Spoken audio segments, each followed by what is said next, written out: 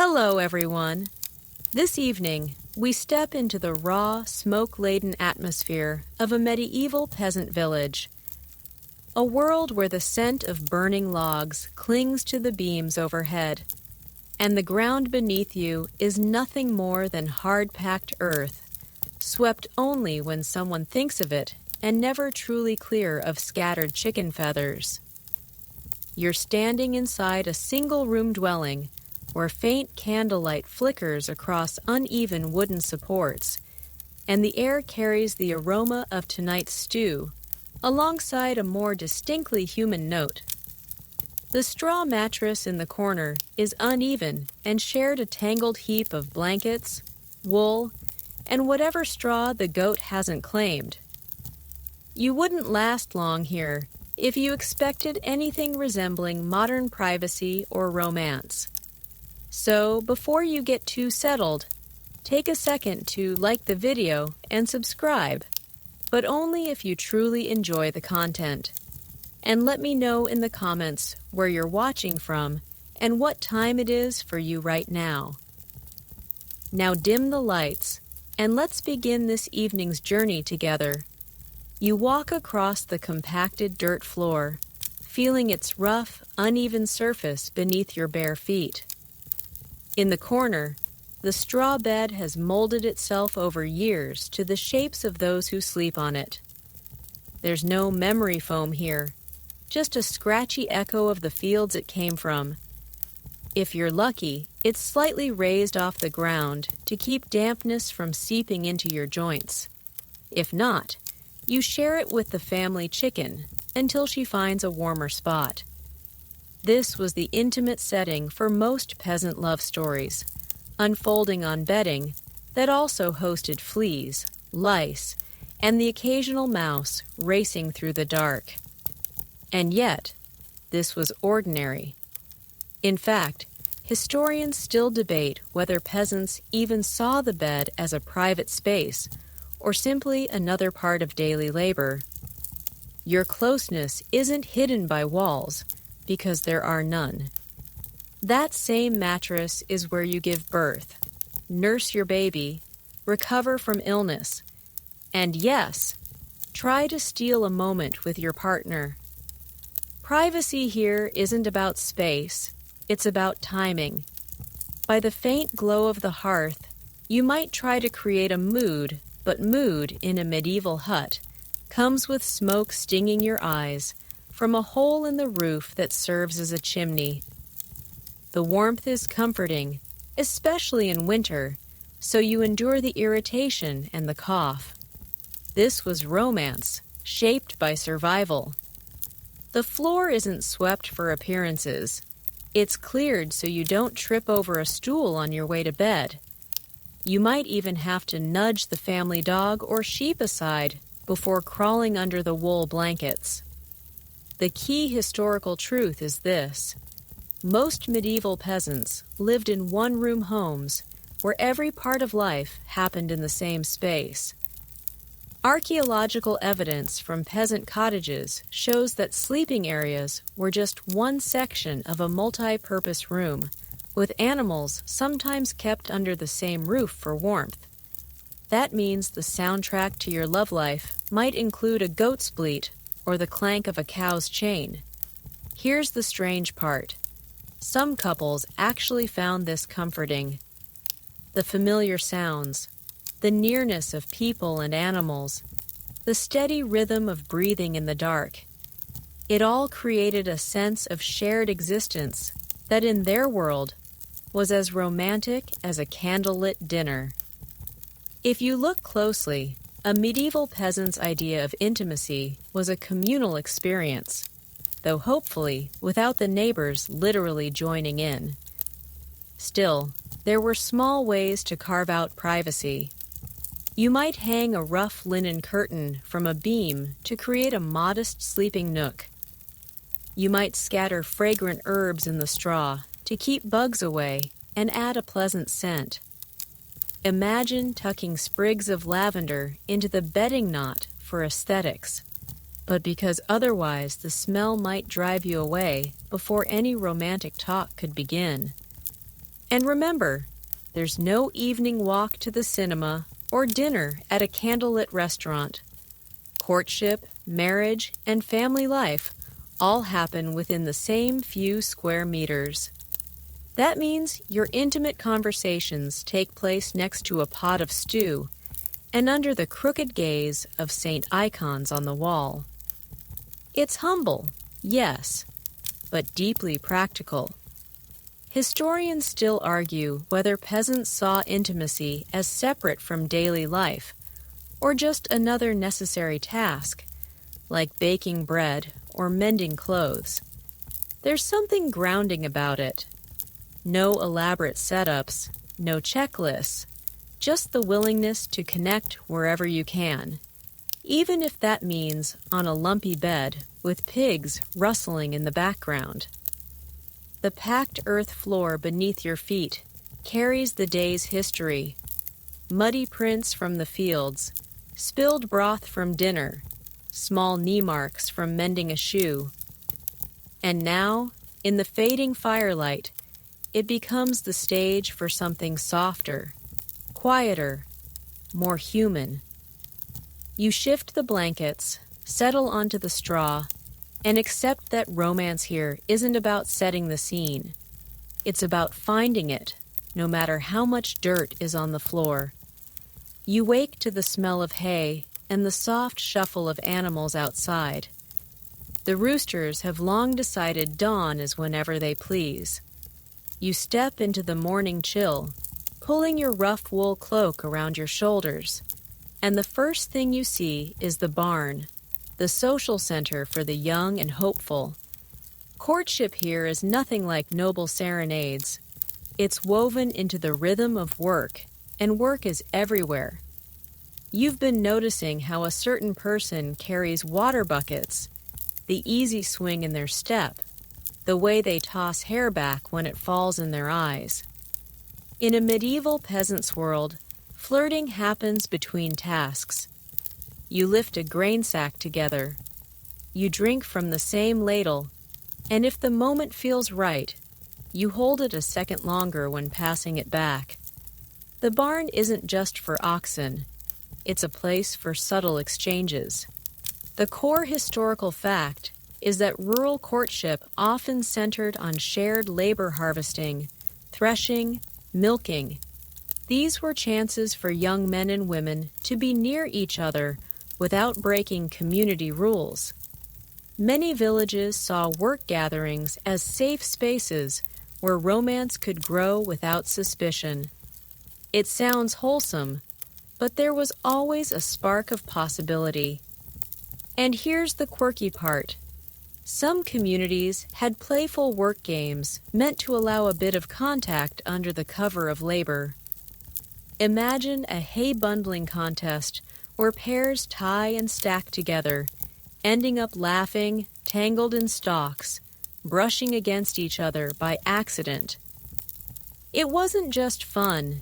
It was a sanctioned loophole in social norms. You lean your pitchfork against the wall and watch a couple near the feed trough taking forever to adjust a rope on the ox harness. The older women mutter about wasted time. The younger ones pretend not to notice, though they glance often. You feel the barn as a living thing, its timbers soaking up the rustle of straw and the soft, conspiratorial laughter of those inside. Historians still debate whether such spaces were left unsupervised on purpose to encourage marriages, or if it was just a side effect of necessity. Someone had to work the fields while others tended animals. Either way, barns became neutral zones where rules meant just enough for possibility. If you wanted privacy, you might slip into the loft pretending to fetch more straw. The ladder creaks. Your boots stir dust motes that dance in shafts of sunlight, and you climb into a space smelling sweetly of dried grass. From here, you can see the whole barn below, invisible unless someone looks up. It's not soundproof, but it's removed enough to feel daring. There's a special romance in the barn's sensory world. warmth from the cows, muffled hoofbeats, the faint trickle of water in the trough, and the rich, earthy scent that clings to your clothes afterward. To a modern nose, it might not seem ideal, but to a medieval peasant, it was comfort, abundance, and life itself. Sharing that space with someone you like is almost an unspoken promise. I am part of your work, your days, your future. You move a pile of straw and find an old wooden comb. Someone left a small personal item in a public place. You picture its owner fixing their hair before meeting their sweetheart.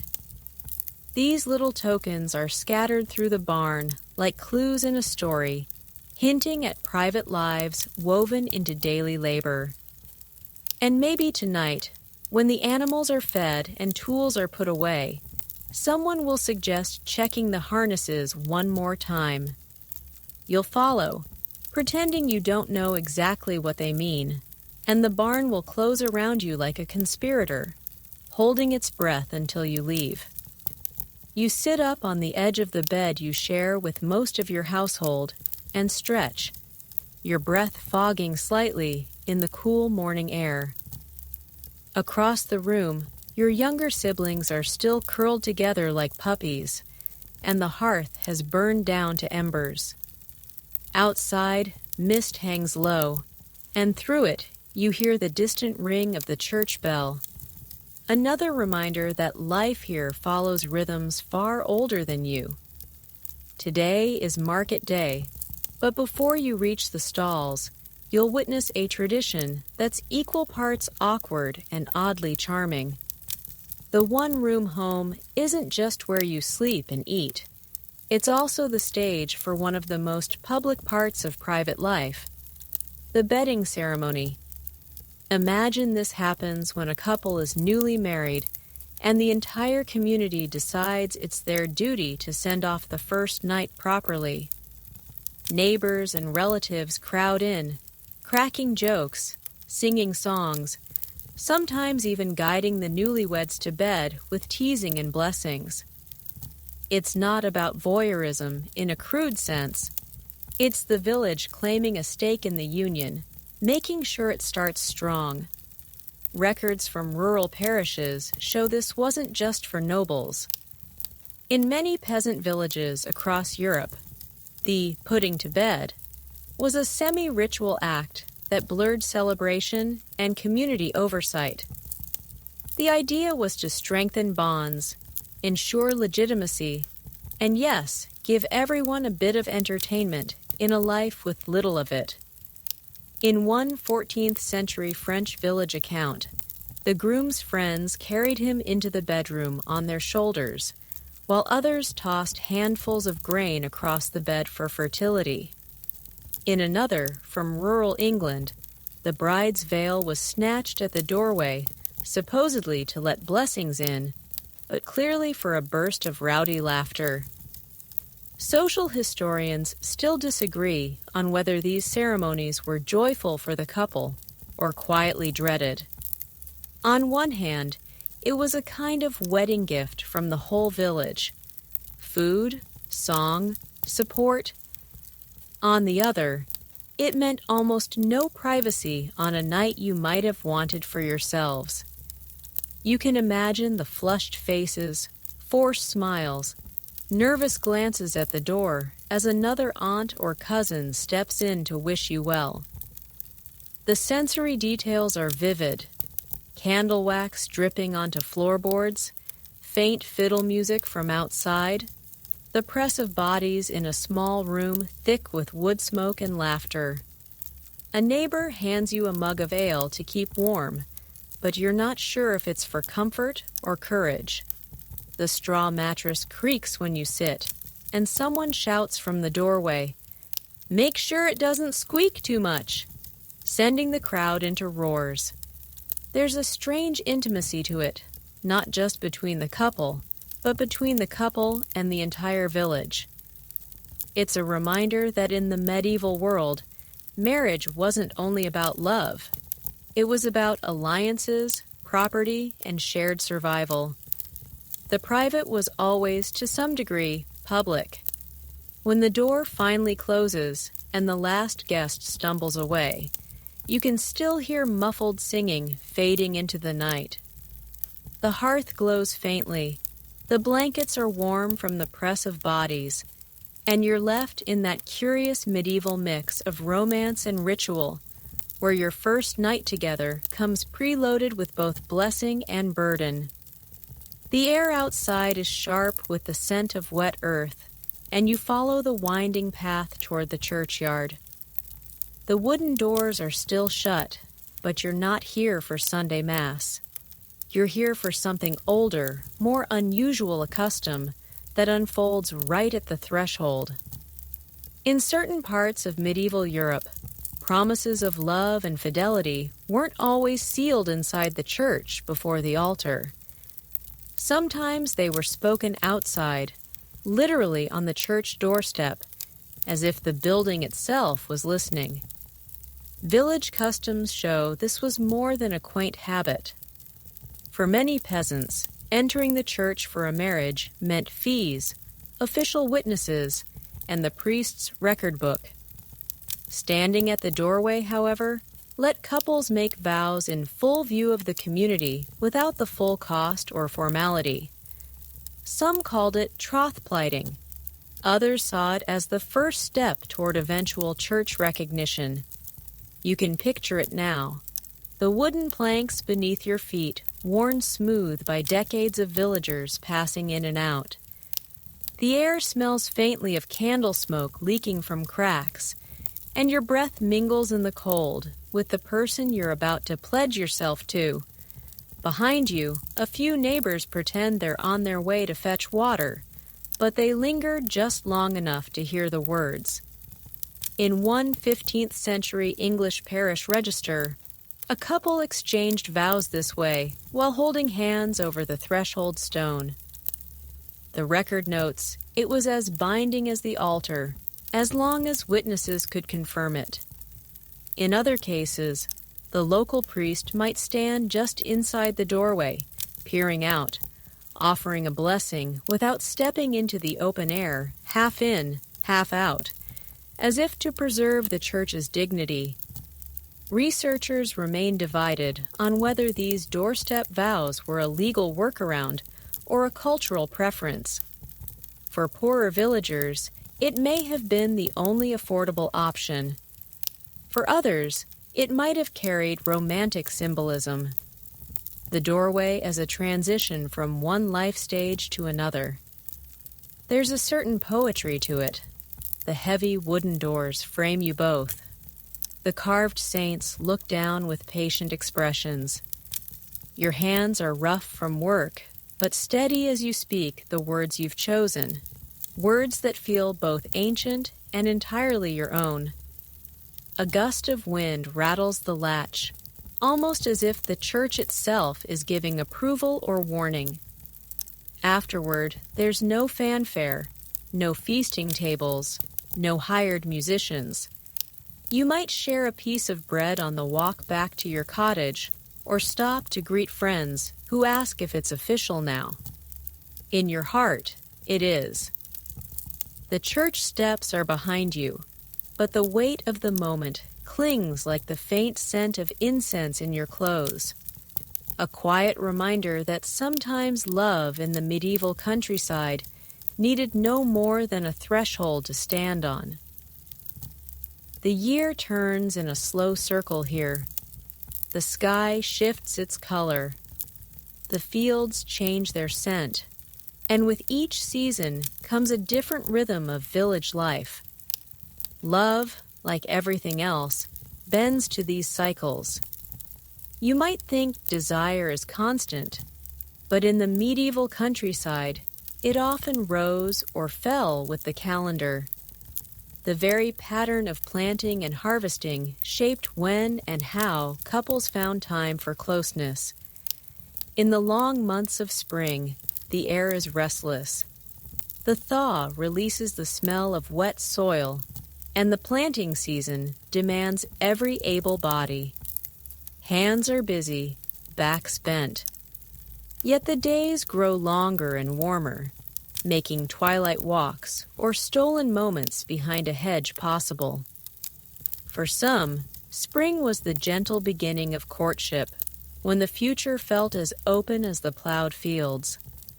But come late summer, the urgency changes.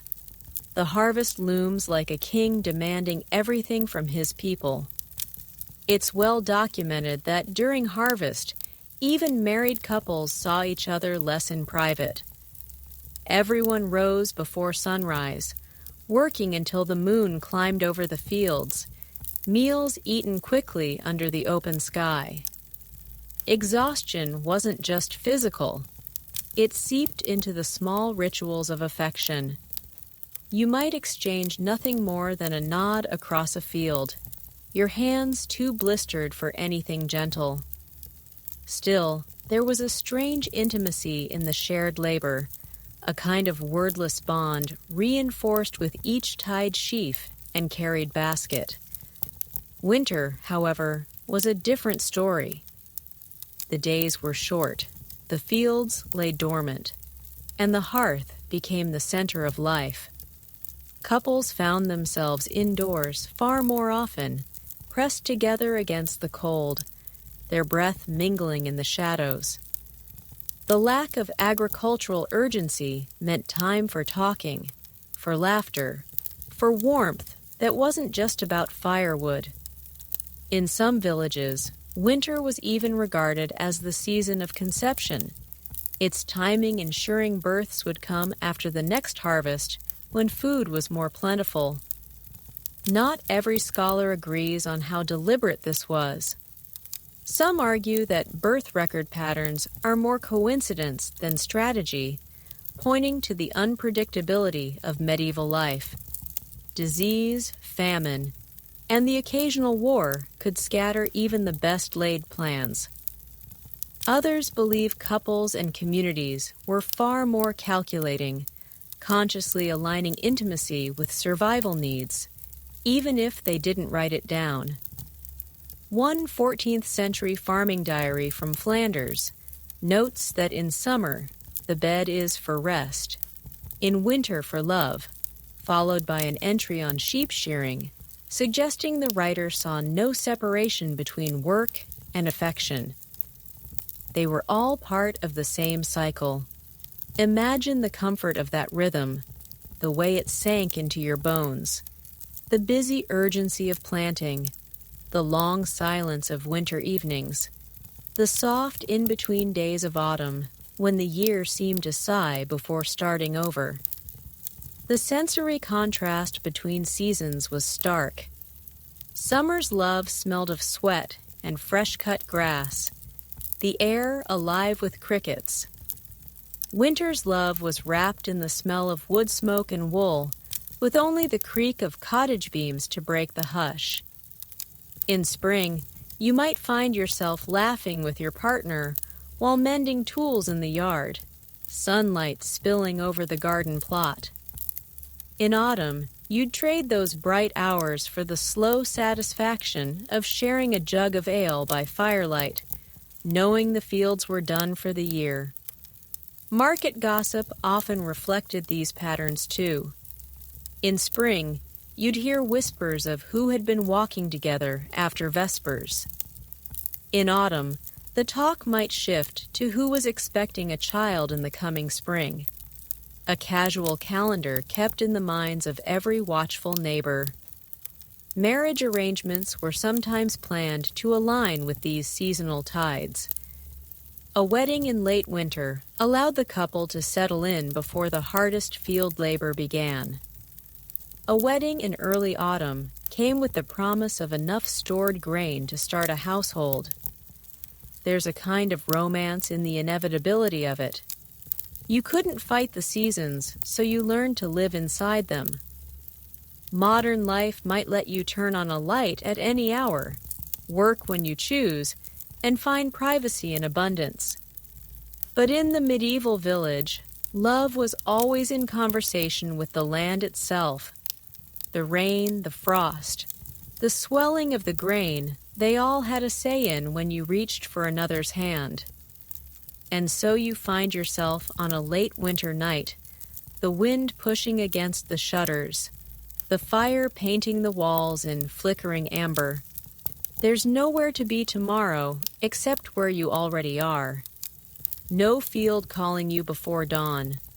The year will quicken soon enough, but for now, you can let the slow heartbeat of winter set the pace.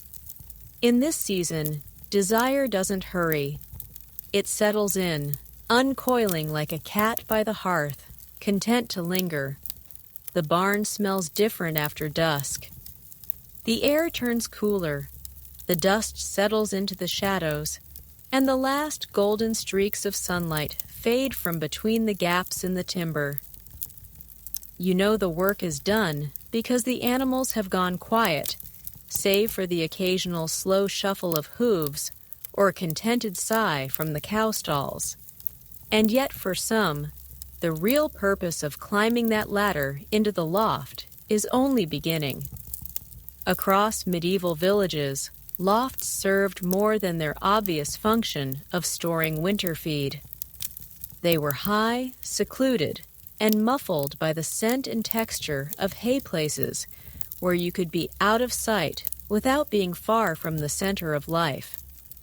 Written accounts from rural communities mention stolen conversations and whispered courtships that bloomed in the dim half-light above the barn floor. The loft was a liminal space, private enough to feel daring, public enough to avoid suspicion if someone happened to pass through. The hay up here is dry and sweet-smelling, prickling against your skin, but soft enough to sink into. You can see the moon through the gaps in the roof slats, its pale light falling in fractured lines across the floorboards. From this vantage point, you watch the yard below. Someone closing the henhouse, a dog nosing at an empty bucket, while your companion leans close, their voice low so it won't carry. Some researchers point out that lofts offered more than romantic seclusion. They were also safe spaces for exchanging secrets, making plans, or sharing gossip. In communities where nearly every word you spoke could travel by morning, the loft gave you a rare pocket of control over your own story. Whether you whispered about love or a neighbor's scandal, the hay muffled the sound as surely as it muffled the footsteps of mice darting between the bales. Not every loft story ended in affection. Folklore from certain regions paints them as places of mischief or youthful rebellion, where daring boys might boast of sneaking into the loft, only to have the ladder pulled up after them by giggling girls. In some tales, a stern elder would climb up unannounced, scattering the quiet like startled pigeons. These stories served as warnings and entertainment in equal measure, retold with knowing smiles by the hearth. One 15th century German village chronicle describes an incident where a loft meeting led to a public reckoning in the square. The couple had been found lying back on a heap of clover hay, boots off, cheeks flushed, not indecent by modern standards, but suggestive enough for the watchful eyes of their neighbors. The punishment? They were ordered to clean the entire barnyard together, a sentence that probably pleased the gossips more than it shamed the pair. There's something about the sensory world of the loft that lingers in the mind. The tickle of straw in your hair, the faint warmth of hay that's been holding sunlight all day, the gentle rustle as you shift and settle in. You hear the soft breathing of the animals below, steady as a heartbeat, and the occasional creak of the wooden beams adjusting to the cooling night air. The loft becomes a cocoon, wrapping you in its golden walls, making the outside world feel distant and unimportant. In that quiet, you're aware of how small the village is, how little space there is to truly be alone. Yet here, suspended between the floor and the roof, you can imagine you've carved out a corner of your own, a place where laughter is safe, where words can be spoken without ricochet, where time itself feels slower. And when you finally climb down, the ladder swaying gently under your weight, the night air feels cooler, sharper. The yard is almost empty now, the last of the lanterns guttering out. You brush stray bits of hay from your clothes, careful to leave no trace that might catch an elder's eye, and walk home with the faint scent of clover following you like a secret you don't intend to share. Morning comes with a ringing you can hear even through the mist, the deep, deliberate toll of the church bell. It's not Sunday service. This is the sound that draws villagers toward the great wooden doors for another kind of gathering, the making of vows in front of those who will hold you to them. The practice is older than many of the cottages you pass along the way, and it unfolds in a manner that's both solemn and oddly informal. The church doorway stands open, but the couple does not step inside. Instead, they meet just outside the threshold, where the carved lintel casts a shadow across the worn flagstones. The spot feels charged, as though the air itself is holding its breath. In a time when formal marriages often required costly documentation or the oversight of high-ranking clergy, some couples took to sealing their promises here, within sight of the altar, yet not quite on it. Parish records from parts of England and northern France show that these doorstep unions carried real weight. A pair could clasp hands over the threshold stone, speak their vows clearly in the hearing of witnesses, and walk away considered bound in the eyes of their neighbors. The logic was simple. Everyone saw it, everyone heard it, so everyone could vouch for it. In a world where memory served as legal proof, that was enough. The sensory details are vivid, even centuries later. The air smells of old oak and damp stone. The morning light filtering through stained glass spills faint colors on the ground. A neighbor stands nearby, with a basket of onions, pretending she's only passing through, but her gaze is fixed on the couple's clasped hands. Somewhere, a child giggles before being hushed. The priest might be just inside, his robes brushing the doorway as he leans forward to murmur a blessing, without ever stepping into the sunlight. There's disagreement among scholars about the meaning of this half-in, half-out ritual. Some see it as a clever dodge to avoid certain church taxes or legal entanglements. Others argue it was steeped in symbolism, the doorway as the meeting place between the sacred and the secular, a threshold to a shared life. Perhaps, as with so many rural customs, it was both practical and poetic all at once. In one remembered tale, a bride wore no veil but carried a sprig of rosemary, and the groom brought her a loaf of fresh bread. After their vows, they broke the bread together, each taking a piece before offering some to the small crowd. The act was simple, unadorned, but it bound them to each other and to the village's shared table. When the words are spoken, the witnesses nod and murmur approval. The couple steps back from the shadow into the full light of the square, where the day's ordinary bustle begins again. Bargaining over turnips, the clatter of a cartwheel on the cobbles, the smell of baking bread drifting from a nearby hearth. Life continues, but the couple walks home with a different weight in their step, the threshold behind them, and a shared path ahead. Steam curls from the bathhouse roof like a lazy dragon, and you follow it the way a cat follows a sunbeam. The door creaks, a warm, damp sigh escaping into the chill lane, and the smell hits you first. Resinous wood, wet stone, a hint of rosemary from someone's sachet, and that mineral tang of heated water. You step inside, and the world softens. Voices drop. Laughter turns rounder at the edges, and the clack of wooden clogs on the floor sounds like rain on a dock.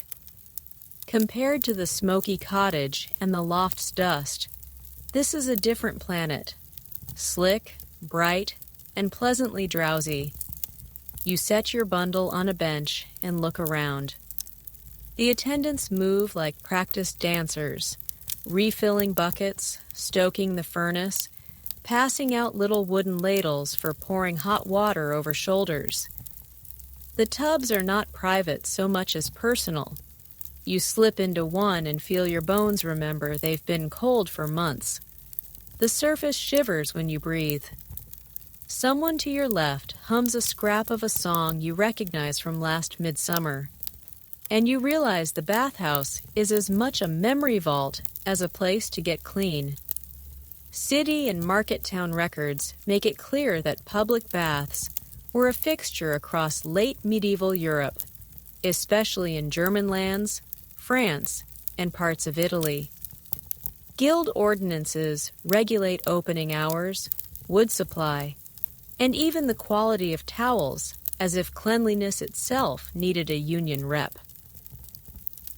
In one set of rules from Augsburg, bathhouse keepers must post a bucket of cool water for faintness and keep the benches scrubbed, a reminder that comfort and order mattered even where people let their shoulders drop. If you're imagining a free-for-all, think again.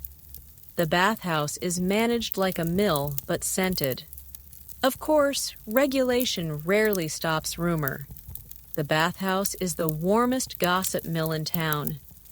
You hear who argued with the reeve over fence lines, who dropped a jug at the well, who stared a heartbeat too long at the baker's apprentice. Reputation floats here like steam. It condenses on the rafters and drips into conversations. You pretend not to listen. Everyone pretends not to listen. Meanwhile, the attendant brings a tray with mugs of watered wine, because apparently your paws need company. Quirky detail for your mental shelf.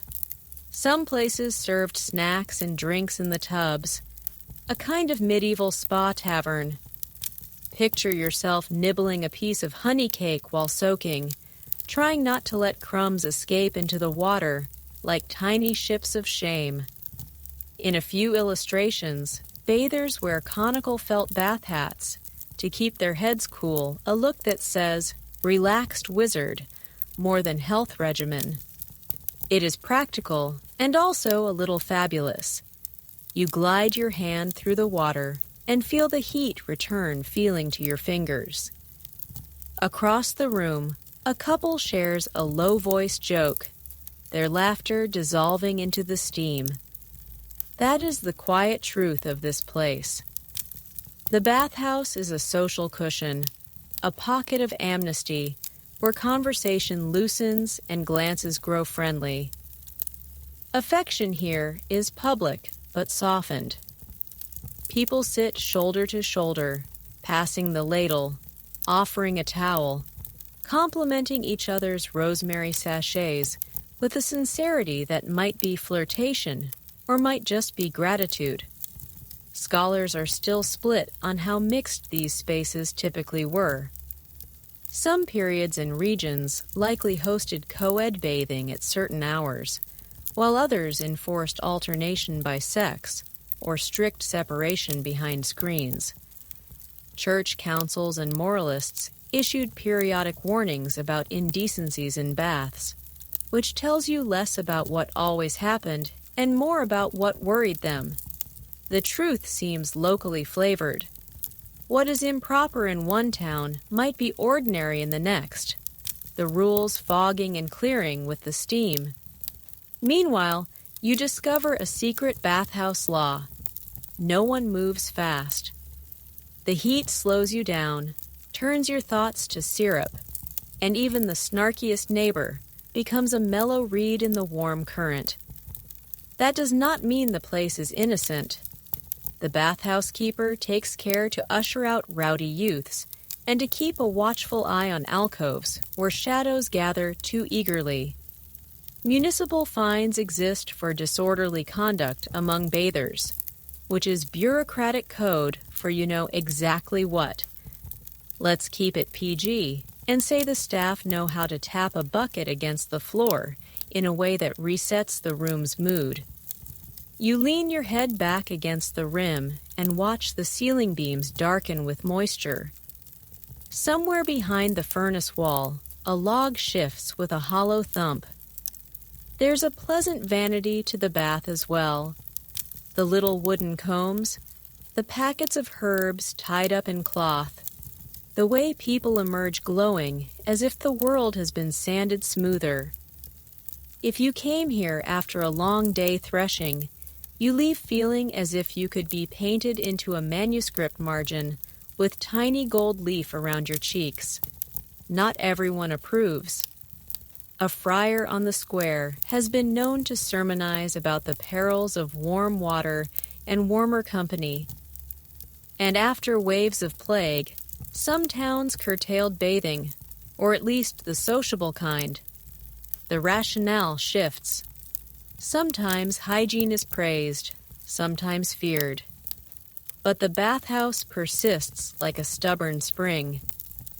When restrictions arrive, the village mutters and adapts, shifting to private tubs in back rooms or to riverside washing when the weather permits.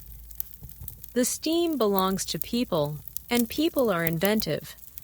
You strike up a conversation with the woman in the next tub. She tells you how her cousin met her husband here after he offered her the better ladle and a seat closer to the furnace, which might be the most practical romance you've heard all year. You both snort softly at that, causing a tiny tidal wave that laps the rim. Light joke number 1. You note that nothing says, "I care about you," like upgrading someone's ladle. Light joke number 2 arrives when an attendant scolds a boy for cannonballing into a tub, which is apparently not a sanctioned medieval swim move. Light joke number 3 is your internal vow to invent a line of luxury bath hats and become, as the minstrels say, absurdly well-to-do. Under all the humor lies a tender truth. The bathhouse gives peasant life something it rarely offers: sanctioned pause. The door shuts out chores. The heat unwinds the day. And you are allowed, if only for an hour, to be a body floating in comfort rather than a pair of hands pulling, lifting, mending, hauling. That change in posture invites a change in feeling. Conversations tilt toward confidences. Eyes soften. A shoulder leaning lightly on another's becomes both a thank you and a maybe. Early modern moralists later tried to paint bathhouses as dens of vice, and there were certainly places where sex work attached itself to the business like ivy. But the picture is broader and warmer. Many bathhouses were family enterprises, their ledgers full of wood deliveries and towel laundering, their rooms busy with elders, children, and laborers seeking heat and quiet. If temptation rises with the steam, so too does kindness. The truth you carry out with your towel is complicated and humane. When you finally climb from the water, your skin feels new. Your hair smells faintly of herbs, and the evening air outside has the texture of silk. You step into the lane with slow feet, the world a little fuzzed at the edges in the nicest way. The bathhouse door closes behind you with the soft thunk of a satisfied book. Tomorrow's chores will return with their sharp elbows. But tonight, your body remembers softness, and so does your heart. You tuck that memory away, like a warm pebble small enough to carry, heavy enough to matter. The village green looks almost ordinary by day. Patches of grass worn thin by passing feet, a few benches weathered into silver gray, chickens pecking in the dust. But tonight, it's transformed. Torches flicker around a tall wooden pole, wrapped in fresh greenery and bright ribbons. Drums thump in an unhurried heartbeat, and the air smells of wood smoke, crushed grass, and something sweet baking in a nearby oven. The maypole dance is about to begin, and with it, a night that toes the line between tradition and temptation. May festivals in medieval Europe were a curious blend of sacred and unruly. Chroniclers note that they often coincided with religious feast days, yet the tone leaned more toward revelry than piety. The pole itself, stripped of bark and dressed in ribbons, became a magnet for music, laughter, and rituals steeped in fertility symbolism. Some towns even placed it near the church, as if daring the sacred to look the other way. Others set it in a meadow or green space beyond the walls, giving the celebration a freer edge. A 15th century account from the Low Countries describes the maypole dance as a weaving of bodies as much as ribbons pairs stepping in and out, circling and crossing paths, until the pole was dressed in a braid of color. The participants weren't randomly chosen. Glances exchanged earlier in the day determined who danced with whom. A hand lingering a fraction longer on the ribbon was sometimes all the signal needed to arrange a meeting after dark. The soundscape is layered, drums low and steady, flutes darting between the beats, the occasional call from someone offering mugs of spiced ale. The ribbons snap softly in the breeze, and when the dancers pass near, you catch the scent of crushed flowers woven into hair. If you stand at the edge of the circle, you can watch alliances form and dissolve in the space of a song. Scholars debate whether these dances were primarily about matchmaking or about reinforcing community ties. Some argue that they offered sanctioned opportunities for flirtation under the watchful eye of the village, while others suggest the focus was on collective joy, with romantic pairings as a byproduct. Either way, the energy was unmistakable, an undercurrent that made the air feel lighter, the night more elastic. Quirky customs emerged from region to region. In some English villages, the maypole wasn't just for dancing. It was climbed by daring young men competing for small prizes tied to the top. In certain alpine regions, a bachelor might plant a decorated pole outside a woman's home as a declaration of interest.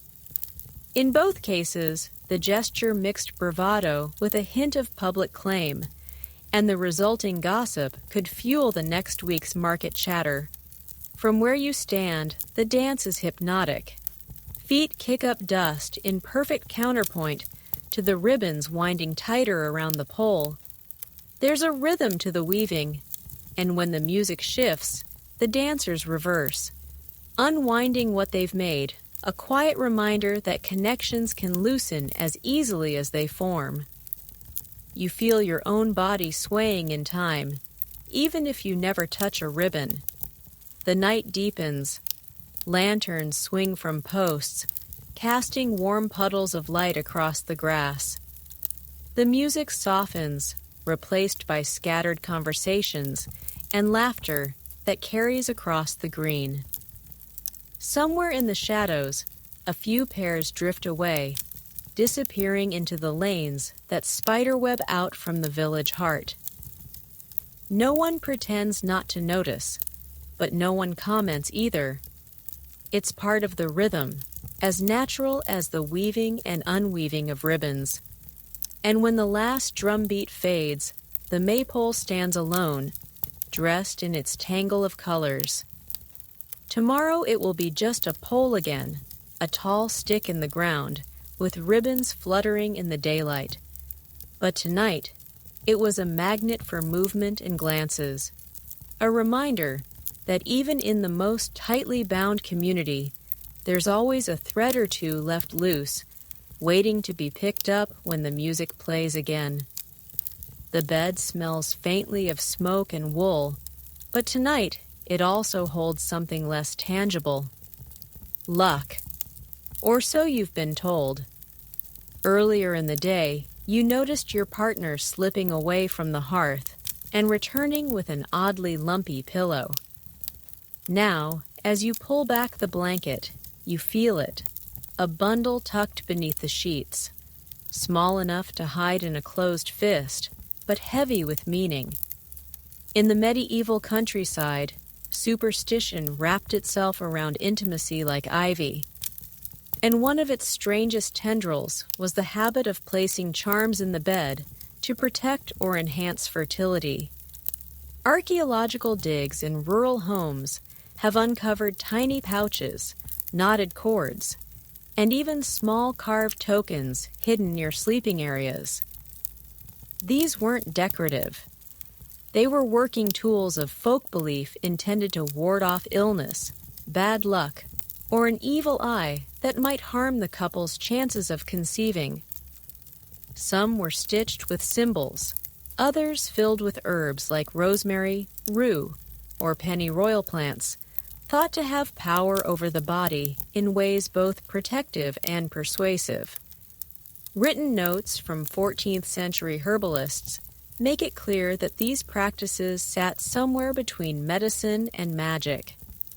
A sprig of vervain tied with red thread might be prescribed to encourage the seed to quicken, while certain stones were kept to turn away barren winds.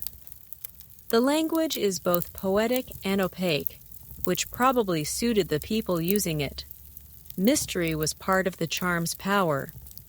One story from an English village tells of a bride who slipped a coin minted in her birth year under the mattress to ensure that her own fortune would grow in the new household.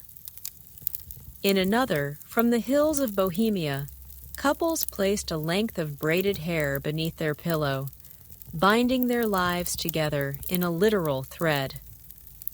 These tokens were sometimes left in place for months, even years, renewed only when a birth, a death, or a sudden turn in luck demanded it. There's no consensus among historians about how much faith people placed in these objects versus the comfort they provided. Some argue that charms were primarily psychological small assurances in a world without much control over health or fate. Others see them as deeply spiritual, woven into a worldview where unseen forces shaped every aspect of life. Either way, the act of placing something under the sheets before a shared night carried an undeniable intimacy, a wordless message between two people. I want this to be safe, to be good, to last. The sensory side of the ritual was as important as the object itself. Imagine slipping into bed and catching the faint peppery scent of crushed rue or the sweet grassy perfume of chamomile. The knot of thread might press lightly against your hand, reminding you it's there even in the dark. And if the bed creaked unexpectedly, perhaps you'd glance at each other and whisper a joke about the charm already working. Not all tokens were benevolent. In some cautionary tales, charms were planted by jealous rivals to sour a relationship. A knotted cord with 9 twists hidden deep in the straw might be blamed for sudden quarrels or a run of bad harvests. Such objects, once found, were sometimes burned in the hearth with prayers muttered under breath insurance against whatever unseen ill they carried. The practice even seeped into local law. One 15th century manorial court record from northern England fines a woman for placing ill-luck herbs in the bridal bed of another, which suggests not only that such sabotage was feared, but that it was taken seriously enough to punish. Folklore often exaggerates, but legal records tend to mean business. Tonight, the charm in your own bed is benign. It rests quietly under the linen, carrying its bundle of herbs and a small bead carved from bone. Whether it works in any measurable way is beside the point.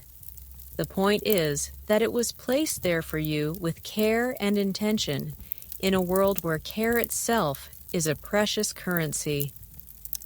As you settle into the warmth, the tiny knot of fabric feels less like superstition and more like a promise, one you can feel with your fingertips even as you drift toward sleep.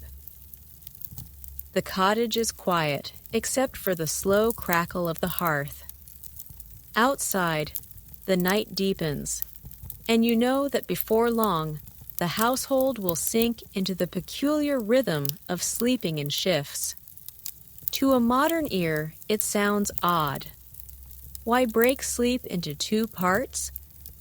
But in the medieval countryside, it was as ordinary as the sound of the bell at vespers, woven into life. The pattern went like this. After the evening meal, everyone would drift toward bed and sleep for a few hours, the first sleep. Then, sometime after midnight, you'd stir awake, not just from habit, but because the fire needed tending. The animals might need checking, or certain quiet tasks were best done while the village slept. This in-between period, called the watch or dead of night, could last an hour or more. Afterward, you'd return to bed for your second sleep, which carried you through to dawn. Records from early modern court testimonies and 13th-15th century household accounts make it clear that this segmented pattern was common enough to be unremarkable. The very phrase, first sleep, appears casually, without explanation in letters and depositions, as if no one needed to be told what it meant. Medical texts of the time even advised on what to eat between the two sleeps to avoid indigestion. Light bread and warm ale, if you could manage it. It's during that midnight interval that some of the village's most private encounters happened. With the younger children and elders still asleep, couples found themselves in a rare cocoon of quiet. You could talk without the constant hum of daily chores, share a cup of broth, or slip out under the stars for a walk down the frost-silvered lane. This was the hour for murmured stories, gentle teasing, and plans for the next day that might never survive the morning's bustle. Folklore gives the watch a faint shimmer of magic. In certain regions, people believed this was when dreams could spill over into waking, when prayers were most potent, and when intentions whispered aloud might travel farther. For couples, that lent the time a subtle charge, as if anything shared in the dark might be more binding. Some scholars suggest that this pattern also served practical needs. In households where space was scarce, waking in the middle of the night allowed for a rearranging of sleepers, a check on infants, or a rotation of who got the warmest spot by the fire. Others point to the agricultural calendar during lambing season, for example. Those midnight hours were ideal for checking the pens without disrupting the rest of the night. You can picture it now. The glow from the hearth, dim but steady, the smell of wood smoke mingled with the faint tang of wool blankets. Outside, the air is so still you can hear the creak under its thin crust of ice. Your partner stirs, stretches, and meets your eyes in the half-light. There's no need for words. The rhythm of the watch has been in your bones since childhood. You share a sip of ale, maybe a laugh about the neighbor's goose that escaped again, and then the silence folds back over you both. Eventually, you slip into the second sleep, the one that carries you toward the rooster's call. It's a deeper rest, less restless than the first, as if the body has already let go of its unease in that wakeful middle stretch. When morning comes, you rise into the day knowing you've shared not just a bed, but a rhythm, a quiet middle chapter that belongs only to those who live by the pattern of the land and the slow arc of the night. By the time winter's grip loosens and the days stretch past supper, the village is ready for something wild. That's when Carnival comes, an eruption of color and noise before the solemnity of Lent closes in. For peasants, it's more than just a festival. It's the one time of year when rules wobble like a loose wheel on a cart, and the air itself seems to smell of mischief. The streets fill with masks, some carved from wood and painted in bright, crude strokes, others made from scraps of cloth, sewn together into faces that grin or leer. Behind each mask, a neighbor you might recognize by their walk or their laugh, though for today, you pretend not to. Musicians roam in loose packs, drummers with skins tight enough to wake the next village, pipers darting melodies in and out of the crowd like quick birds. The air carries roasted chestnuts, spilled ale, and the faint sharpness of smoke from torches waving above the heads of dancers. Accounts from 14th and 15th century towns describe Carnival as a world turned upside down. Social ranks blurred, servants dressed as lords, women as men, and the poorest might play judge in mock trials staged in the square. In rural districts, the festival sprawled beyond the streets into fields and barns, where plays and games tilted toward the body. This was the annual safety valve for a community under constant watchfulness, an officially sanctioned rebellion against its own rigidity. One chronicle from Flanders tells of marriage markets during Carnival, where couples, real or pretend, were paired off by a self-appointed mayor of fools for the night. Sometimes these matches ended when the masks came off. Other times they became actual betrothals weeks later. It was a chance for courtship to bloom under cover of chaos, for shy glances to sharpen into open laughter without fear of disapproval. The sensory overload was part of the point. Imagine standing in the square at dusk. Torches flare against the deepening blue sky, ribbons whip in the wind, and the drums are so loud they feel like they're inside your chest. You taste sweetness from a stolen bite of honey. Hear the whoop of someone leaping over a barrel. Smell the heady mix of sweat and spilled wine. It's dizzying, almost dreamlike, as if the world's edges have gone soft for the night. Not everyone approved, of course. Church sermons from the period rail against unseemly conduct and public lewdness during these days, warning that the devil walks most freely behind a mask. Yet the festivals persisted, shifting location or adjusting their dates when authorities tried to rein them in. People needed their carnival like they needed bread. Both fed a hunger that was more than physical. A curious regional twist appears in some alpine villages, where carnival included a procession of the bed. Young men carried a large wooden frame draped in blankets through the streets, inviting onlookers to climb in for a joke or a mock blessing. It was half comedy, half coded invitation, and entirely in the spirit of bending propriety until it creaked. Some historians see carnival as a form of controlled release, a temporary chaos that reinforced order once it ended. Others believe it was a genuine crack in the social fabric, a reminder that the boundaries could be shifted, even if just for a handful of days.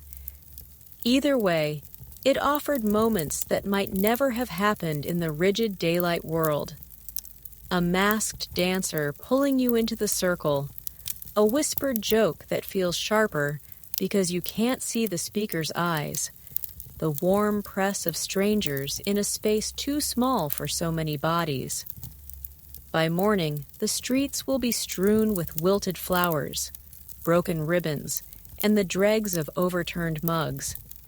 Masks will hang from nails in the rafters until next year. But tonight, the village moves as one restless, laughing, slightly tipsy organism shaking the dust from its bones before returning to the long, straight days of work. And if some connections made under the mask last beyond the festival, well, perhaps that's just another kind of blessing wrapped in music and smoke. You hear the commotion long before you see it, boots thudding on packed earth, laughter that tips a little too loud, and a sharp cry that could be mock fear or the real thing. You step out into the lane, and there they are, a knot of young men sweeping past with ribbons tied to their sleeves, a girl hoisted high for a heartbeat, then set down again. As the crowd surges like a river around a rock, someone yells, "Pay the ransom!" Someone else brandishes a garland, and the whole village vibrates with that peculiar blend of festival and warning. Tonight's game is the oldest story with the messiest edges. Marriage by capture, the playful kind that sometimes forgets it's supposed to stay playful. You trail them toward the green. The air smells of crushed thyme and lantern smoke, and the moon looks like a coin no one can reach. The girl's friends circle her like geese hissing, defending, laughing, while the would-be captors perform exaggerated bows and plead for the honor of borrowing the bride. If you're thinking theatrics, you're not wrong. In plenty of European villages, wedding seasons came with mock abductions, staged chases, and ransom games. Shoes are stolen, veils are mislaid, and the bride herself goes missing for an artfully timed 10 minutes until someone produces a jug of ale or a promise of a larger feast. Village memory carries this as custom, the way a body carries a scar. Visible, complicated, still tender if pressed. Legal records from the 13th to 15th centuries show the darker twin of this ritual. Courts across England, France, and parts of the Empire prosecuted rapture cases, abductions that slid into coerced marriage or worse. Church law after the 12th century made consent central to a valid union, and ecclesiastical courts could nullify marriages when that consent was absent. In the ink of those ledgers, you can hear the other sound beneath tonight's drumbeat, the one no one wants to let drown out the music. The page is clear. Sometimes the game stopped being a game. But here, right now, the village insists on the festive script. A boy in a wreath blows a cracked horn. A cousin lays down the rules. The groom must find the missing bride by riddles shouted from different doorways. You grin despite yourself. Riddle 1 is so bad it should be fined by the manorial court. Light joke number 1. You mutter that whoever wrote it owes everyone a new batch of ale for damages to the language. The groom sprints, breath-making little ghosts in the air, while the crowd fans out to hide hints under stools, inside hats, and once with tremendous ceremony beneath a sleepy cat. song breaks out, the sort that thumps more than it harmonizes, and a pair of grandmothers start the clapping, beating time with wooden spoons. A girl tosses the groom's cap from hand to hand, each throw punctuated by demands. A promise for the midwife's new kettle, 2 wheels of cheese for the church roof, an extra barrel for the harvest feast.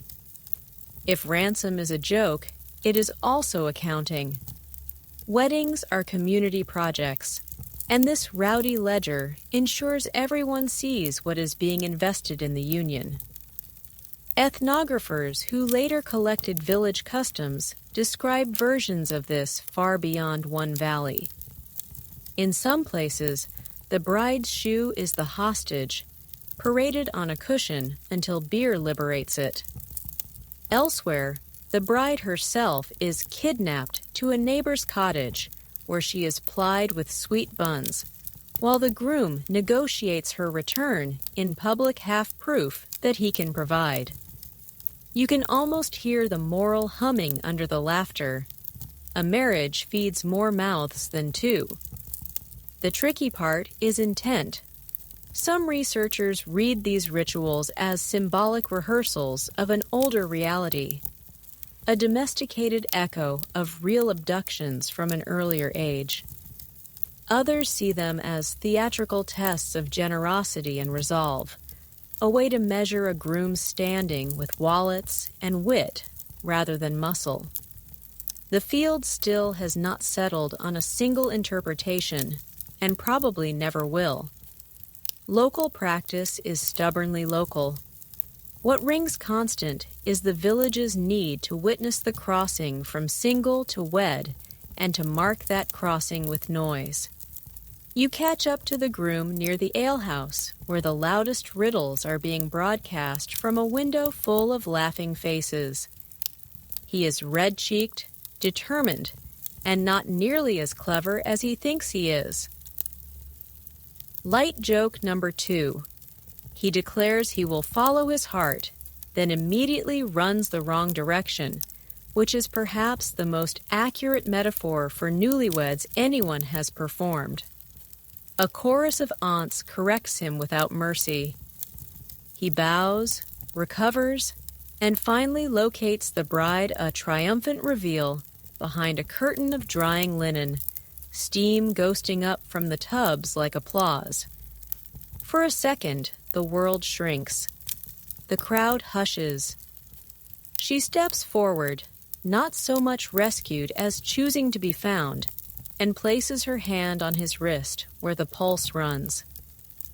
You can feel the ceremony under the horseplay in the way they hold each other's gaze. Consent imperfectly staged, but insisted upon nonetheless. The cousins cheer.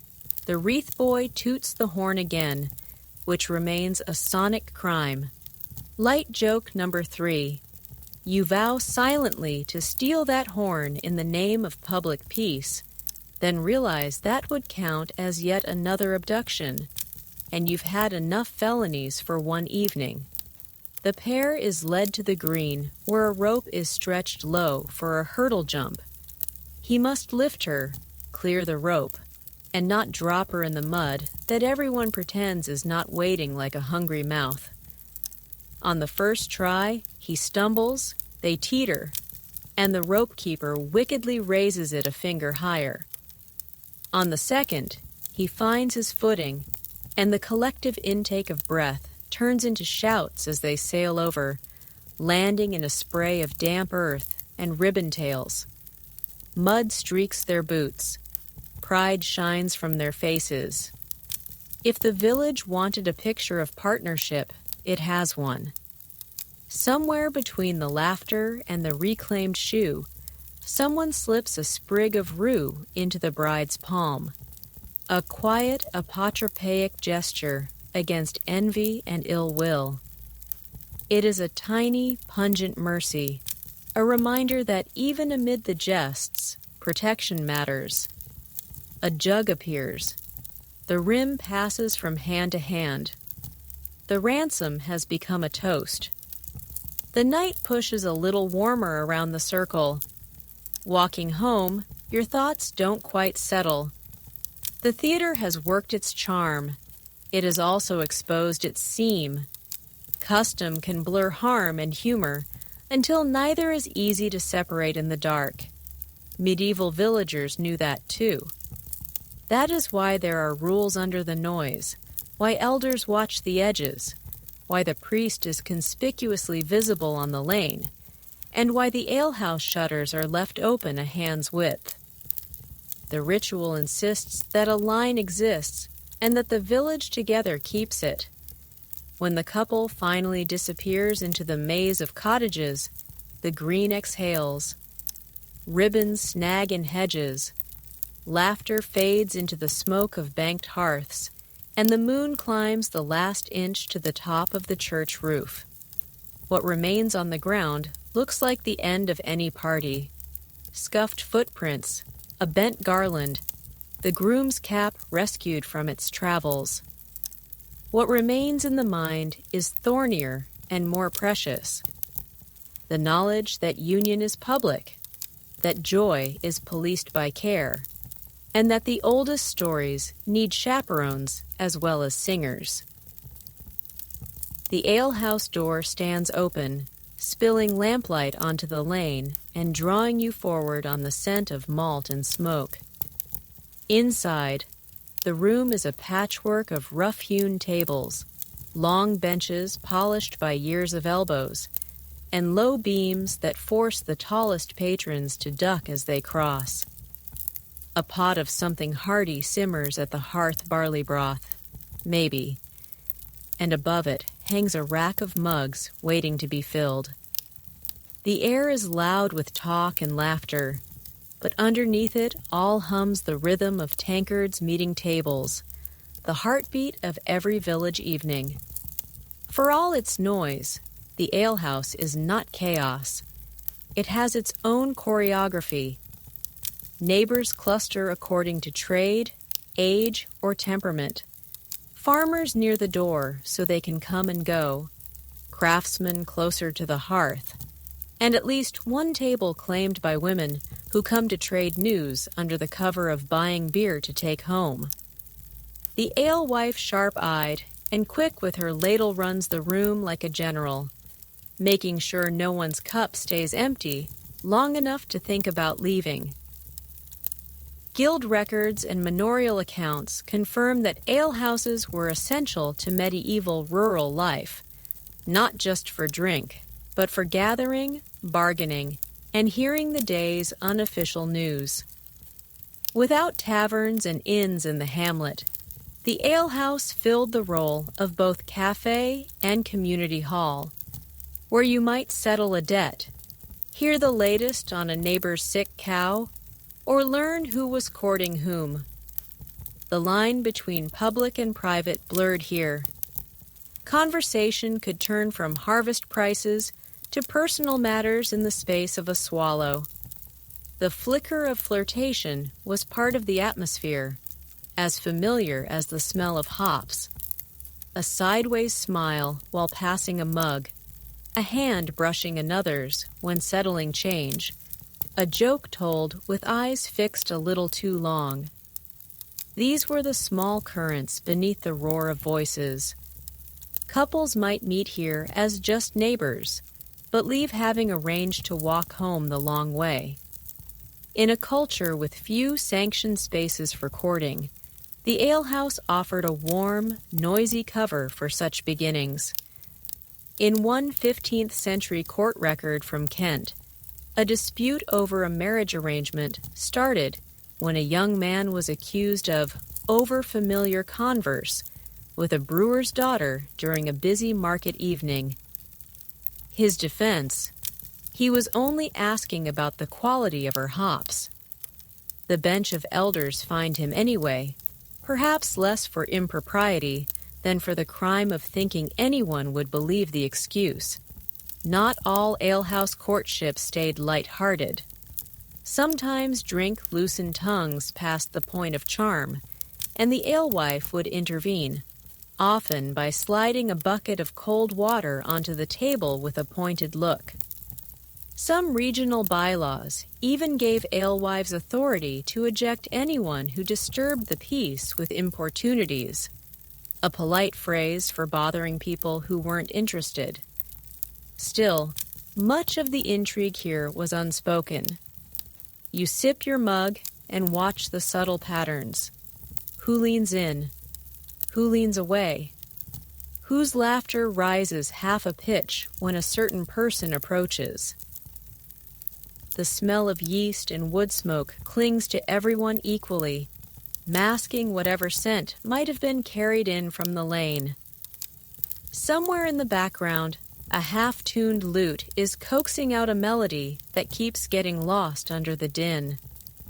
Ethnographers studying early modern rural life note that alehouses often doubled as neutral territory, one of the few places where someone from another village might mingle without causing comment.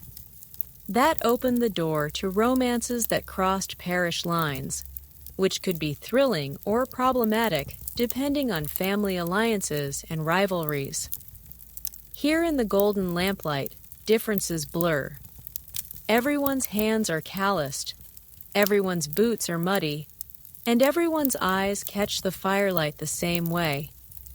The quirks of the room add their own texture, a carved heart in the beam above the hearth with initials too faded to read, a patch on the bench where the wood is worn smooth from years of boots resting against it, a cluster of dried herbs hung over the door, not decoration, but protection, a quiet nod to the alewife's own superstitions. These details root the space in the same way the ale does, solid, sustaining, and just intoxicating enough to let the edges of the world soften. You watch as a man offers his seat to a woman carrying a jug, then slips onto the bench beside her rather than returning to his friends. The exchange is brief, nothing more than a few words lost in the noise, but they rise together a short while later and head into the cool night. Whether it's a planned meeting or a chance spark, only they will know. By the time the fire burns low and the talk grows slower, the alehouse has done its work. It has warmed bodies and eased conversations, stitched a few more threads between people, and perhaps loosened others. Stepping back into the lane, the night feels quieter than it is. The muffled laughter inside clings to you like the smell of smoke in your hair. You walk home slower than you left, carrying the taste of malt on your tongue and the hum of a room where nothing is ever entirely just about the ale. The smell of fresh bread hits you before you even see the bakehouse. It's an early morning scent, yeast, wood smoke, and that deep, nutty sweetness of grain turning into something more than itself. You round the corner, and there it is, a low, whitewashed building with a tall chimney exhaling in lazy spirals. The door is propped open to let the heat spill into the cool air. And inside, the baker and his helpers move with the precision of a well-rehearsed dance. But this isn't just a place for loaves and crusts. In the village imagination, bread and courtship have been kneaded together for as long as anyone remembers. Village law ties bread to more than sustenance. It's a gift that travels easily between households, a token of goodwill, and in the right hands, a quiet declaration. A small, well-shaped loaf left at someone's doorstep might mean nothing more than thanks for a favor. Or it might mean something else entirely, depending on the giver's timing and the recipient's blush. In certain regions, a bread gift from an unmarried person to another unmarried person was the kind of gesture that drew whispers at the well the next morning. Household accounts from the 14th and 15th centuries sometimes list courtesy loaves, given outside of feast days. These appear in the margins of ledgers, often in the same hand that recorded wedding expenses months later. A sweetened bun spiced with cinnamon or nutmeg, if the household could afford such luxuries, carried a double weight. It was rare enough to be memorable and perishable enough to encourage a swift reply. The bakehouse itself could be a stage for subtler exchanges. You picture it now, flour dusting the air like first snow, the roar of the oven when the door swings open, the glow from within painting the bakers' faces in gold. Someone slips in to collect their order and lingers just a heartbeat too long, asking about the next batch. Hands brush while passing a basket. A comment about the weather turns into a story about last year's harvest. And in that warmth literal and otherwise the exchange feels private, despite the clatter of paddles and the shuffle of feet. One charming account from a Devon village tells of a baker's apprentice who shaped a loaf into the rough outline of a heart, tucking it among the round ones in a basket for a girl who came to buy bread each week. Whether she noticed immediately or not, the record doesn't say, but the two married within the year, which the village no doubt took as proof of the bread's magic. Not all bread courtship was sweet. In some places, a poorly made loaf offered in jest was a way of teasing or even testing a potential partner's patience. One folkloric tale warns of a woman who rejected a suitor after he presented her with bread so hard it cracked a bench when dropped. Whether by accident or design remains unclear. Scholars who study rural humor point out that such exchanges were part of the courtship dance, revealing not only skill but wit. The link between bread and love also had a spiritual undertone. In Christian symbolism, bread was life itself, a gift from God, and sharing it could carry a sense of blessing. Giving someone bread from your own oven was a quiet way of saying you wanted them to be part of your table, your home, your daily sustenance. It's the kind of gesture that needed no explanation because the meaning was baked in from the start. You imagine yourself slipping a warm loaf into someone's hands, feeling the heat pass between you, along with the faint crunch of crust. Maybe you've scored the top with a simple cross, maybe with an intricate pattern that says more to them than anyone else would notice. They thank you, and the exchange is over in a moment. But the scent of it will follow them home, filling their kitchen and their thoughts in equal measure. As the morning wears on, the bakehouse settles into its rhythm. Loaves slide in and out of the oven. Baskets change hands. And the chimney continues its slow, satisfied breathing. You leave with a round loaf tucked under your arm, still warm enough to steam in the cool air. Maybe it's for supper. Maybe for someone else entirely. Either way, you can't help but notice that bread never travels alone. It carries with it a little of the hands that shaped it. And sometimes, just sometimes, a piece of the heart. The edge of the village melts into hedge and crooked oaks, the kind that twist their branches like old men leaning in to hear gossip. Beyond them lies the stretch everyone knows by its half-whispered name, the Forbidden Woods. They are not vast enough to be truly wild, but they hold a reputation part shadow, part story, that keeps most people from venturing there alone, which of course makes them perfect for meetings you don't want your aunt or the reeve to see. By daylight, the woods are almost welcoming. Birdsong drips from the branches. The air is laced with the scent of pine and damp earth, and shafts of sunlight pierce the canopy in soft gold columns. But by twilight, the palette shifts. Greens deepen to black. The undergrowth seems to move in the corner of your eye, and the silence grows thick enough to hear your own pulse. Couples who slip into these trees during festivals or long summer evenings know exactly why they've chosen this path. The woods keep secrets better than the alehouse, better than the barn, better than anywhere with a door someone might knock on. Parish gossip often featured the woods in a supporting role. She was seen returning from the copse with her hair loose. Could mean anything from an innocent stroll to a scandal in the making.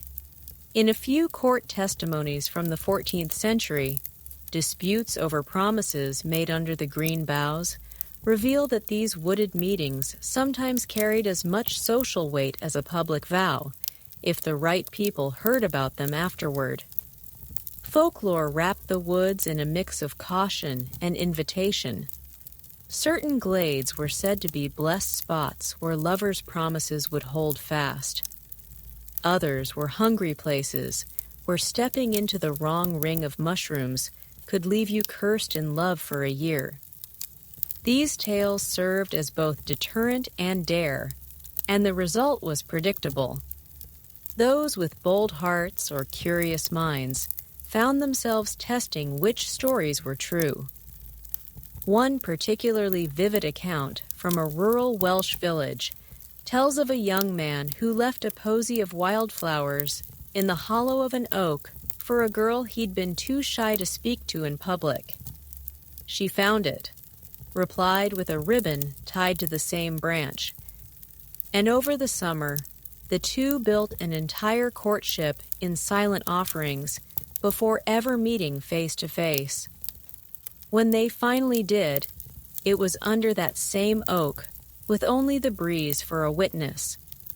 Researchers looking into medieval land use note that forbidden didn't always mean off-limits by law. It might simply mean the woods belonged to the lord's estate, making entry without permission technically poaching.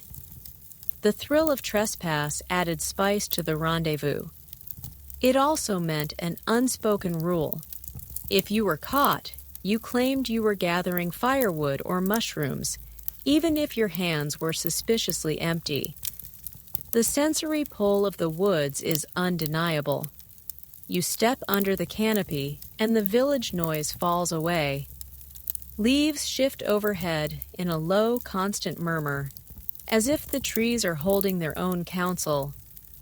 The air smells cooler, heavier, carrying hints of moss, and something sweet you can't quite name. Your boots press into the soft litter of last year's leaves, releasing a faint, dry sigh with every step. In that hush, words carry differently. A joke lands softer, a compliment feels sharper. You might share a crust of bread from your pocket, a sip from a flask, or simply lean back against the same tree, letting the shared silence do the work.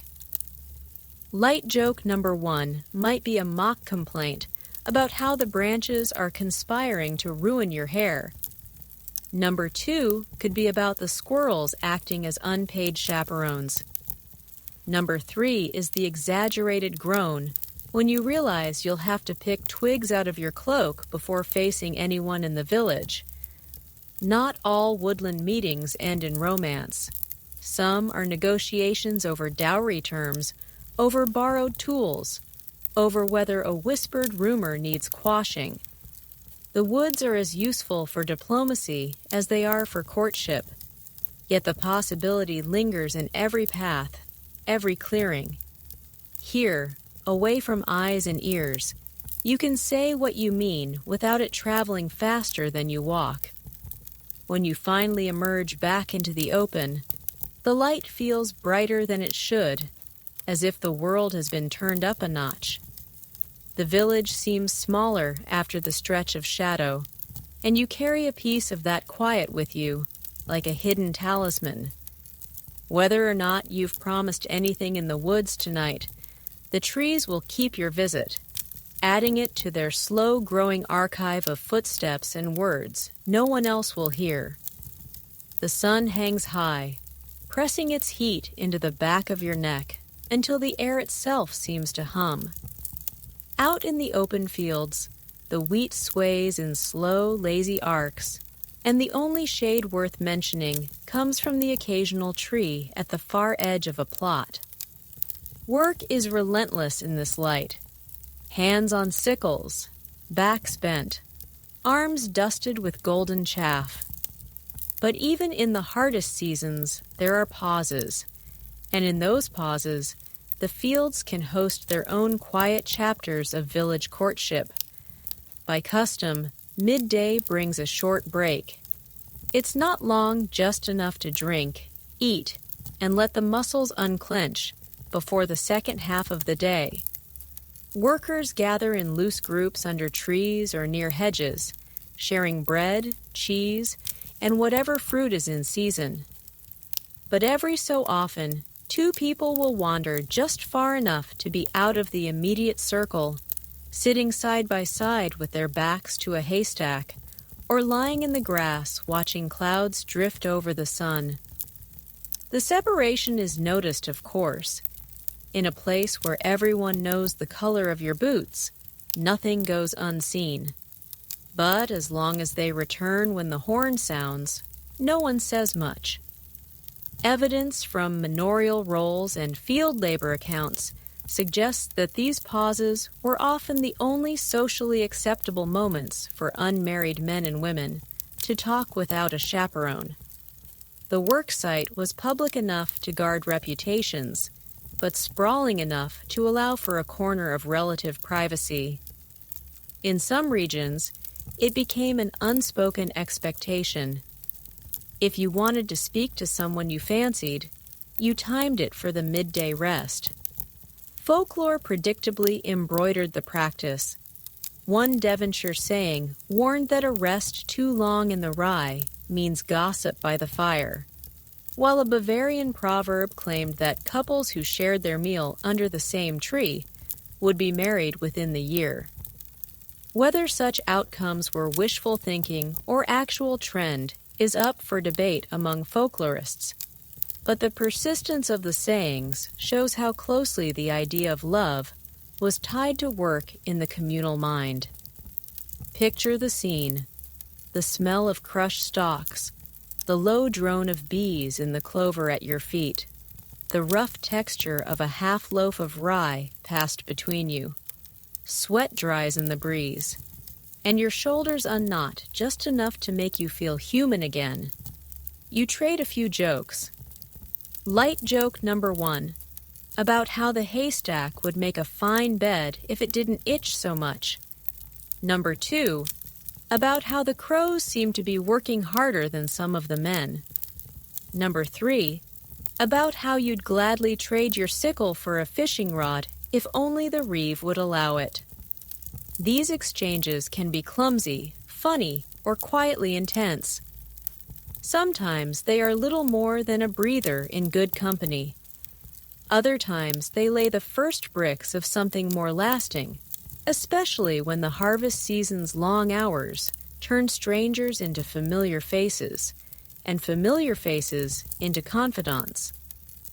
The rhythm of shared labor becomes a kind of background music, and the field itself turns into a witness, mute, golden, and entirely unbothered by human schemes. Scholars of rural social life note that the fields were paradoxical spaces, the most open places in the village, yet also some of the most intimate. There are no walls, no doors, but the sheer expanse of land creates pockets of isolation, like islands in a sea of grain. These moments are fleeting. Once the break ends, you're back to the grind, and whatever was said or unsaid gets folded into the day's work. When the horn finally blows, you brush crumbs from your lap, sling your sickle over your shoulder, and rejoin the others. The sun is still fierce, the stalk still tall, and your muscles already ache at the thought of the next hours. But the work feels lighter somehow, as if the field has lent you a little of its slow patience. And when you glance across the rows and catch the other person's eye, you know they felt it too. A small shared thread in the vast weave of the day.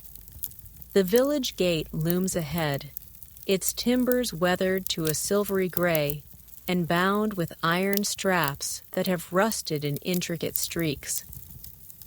After sundown, it is the domain of the night watch, 2 or 3 men appointed to keep an eye on comings and goings, mind the curfew, and ensure no one is wandering in with trouble on their heels.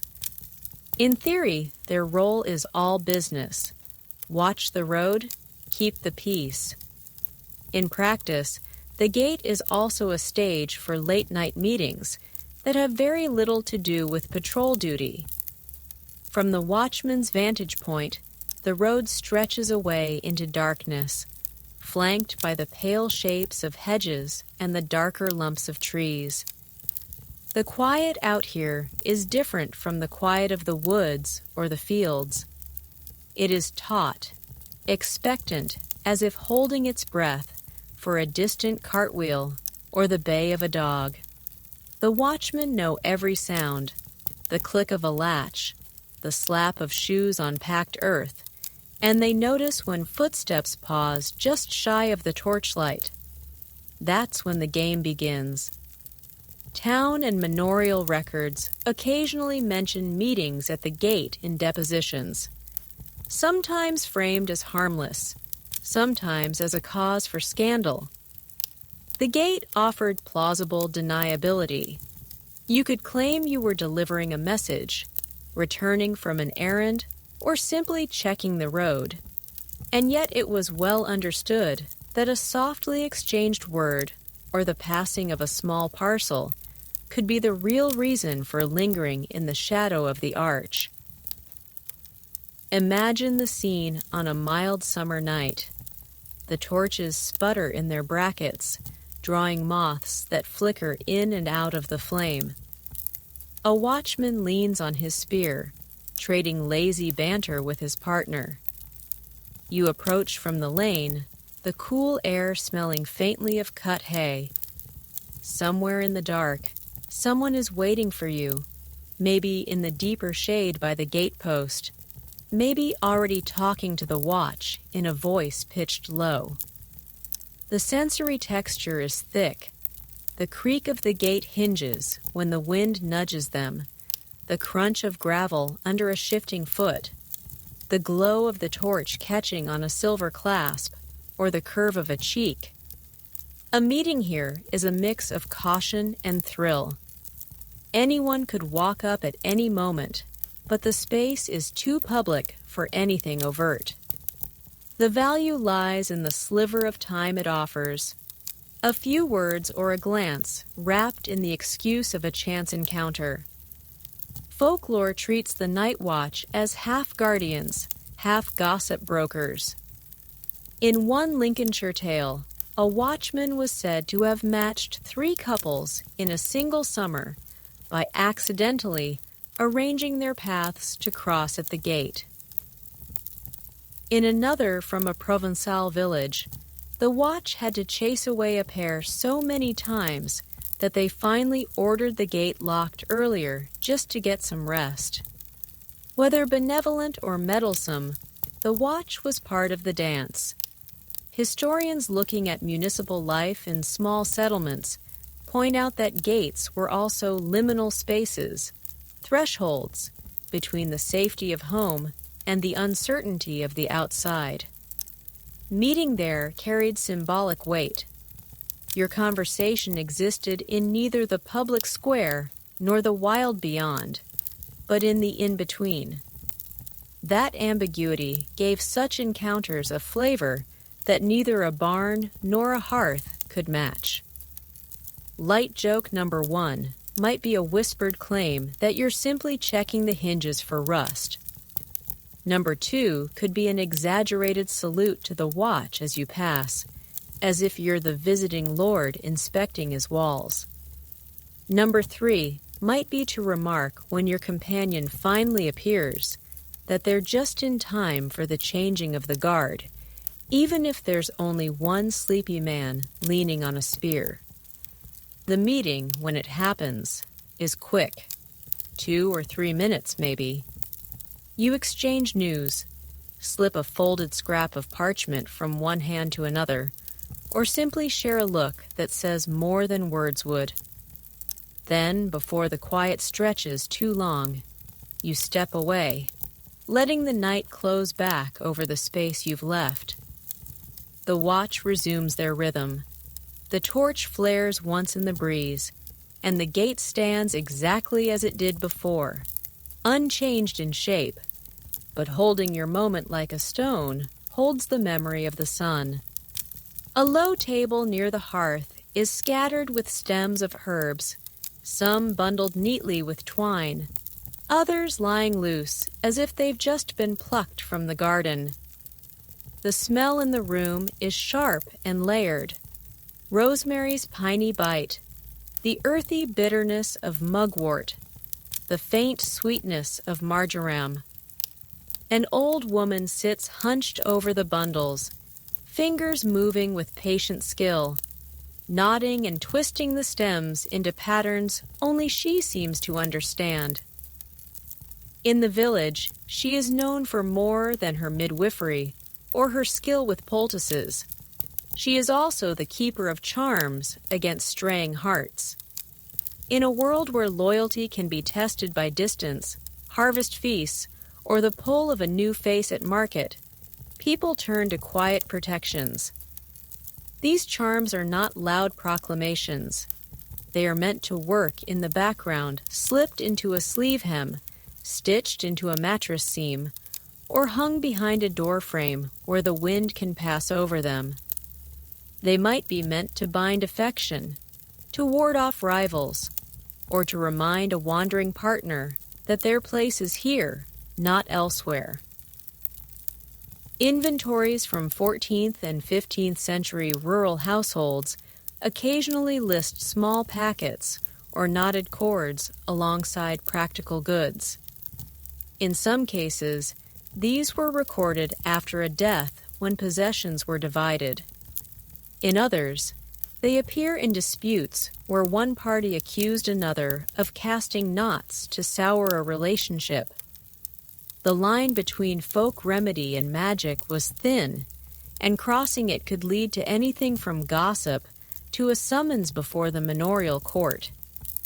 Quirky details from folk tradition abound. In parts of Brittany, a ribbon tied in 3 tight knots was hidden under the bed to hold a man's gaze in the home. In the Low Countries, women sometimes baked a small hard biscuit with an herb pressed into it and slipped it into their partner's satchel. The taste of it meant to remind him of home. And in one Irish village tale, a jealous suitor buried a carved wooden heart in the garden of his rival, hoping the root would wither his chances. Not all of this was taken lightly. Ecclesiastical records reveal sermons warning against binding the will through unnatural means. And while the church might have frowned, the reality was that such practices persisted in quiet corners. For some, these charms were nothing more than tokens of care, like a favor tied to a knight's arm. For others, they were serious safeguards, as necessary as locking the door at night.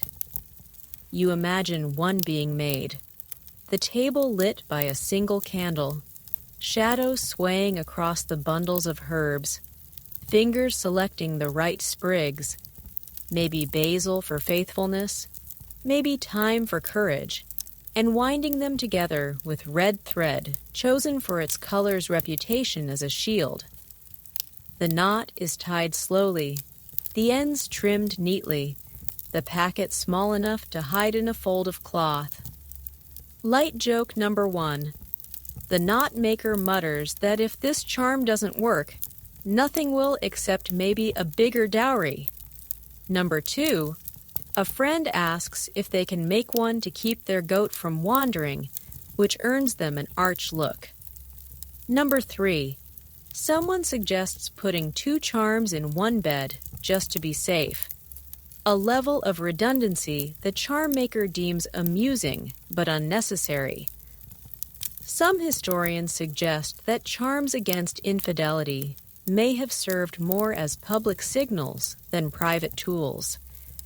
If a partner knew such a charm had been placed, it might serve as a reminder, a visible or whispered warning not to test the limits of trust.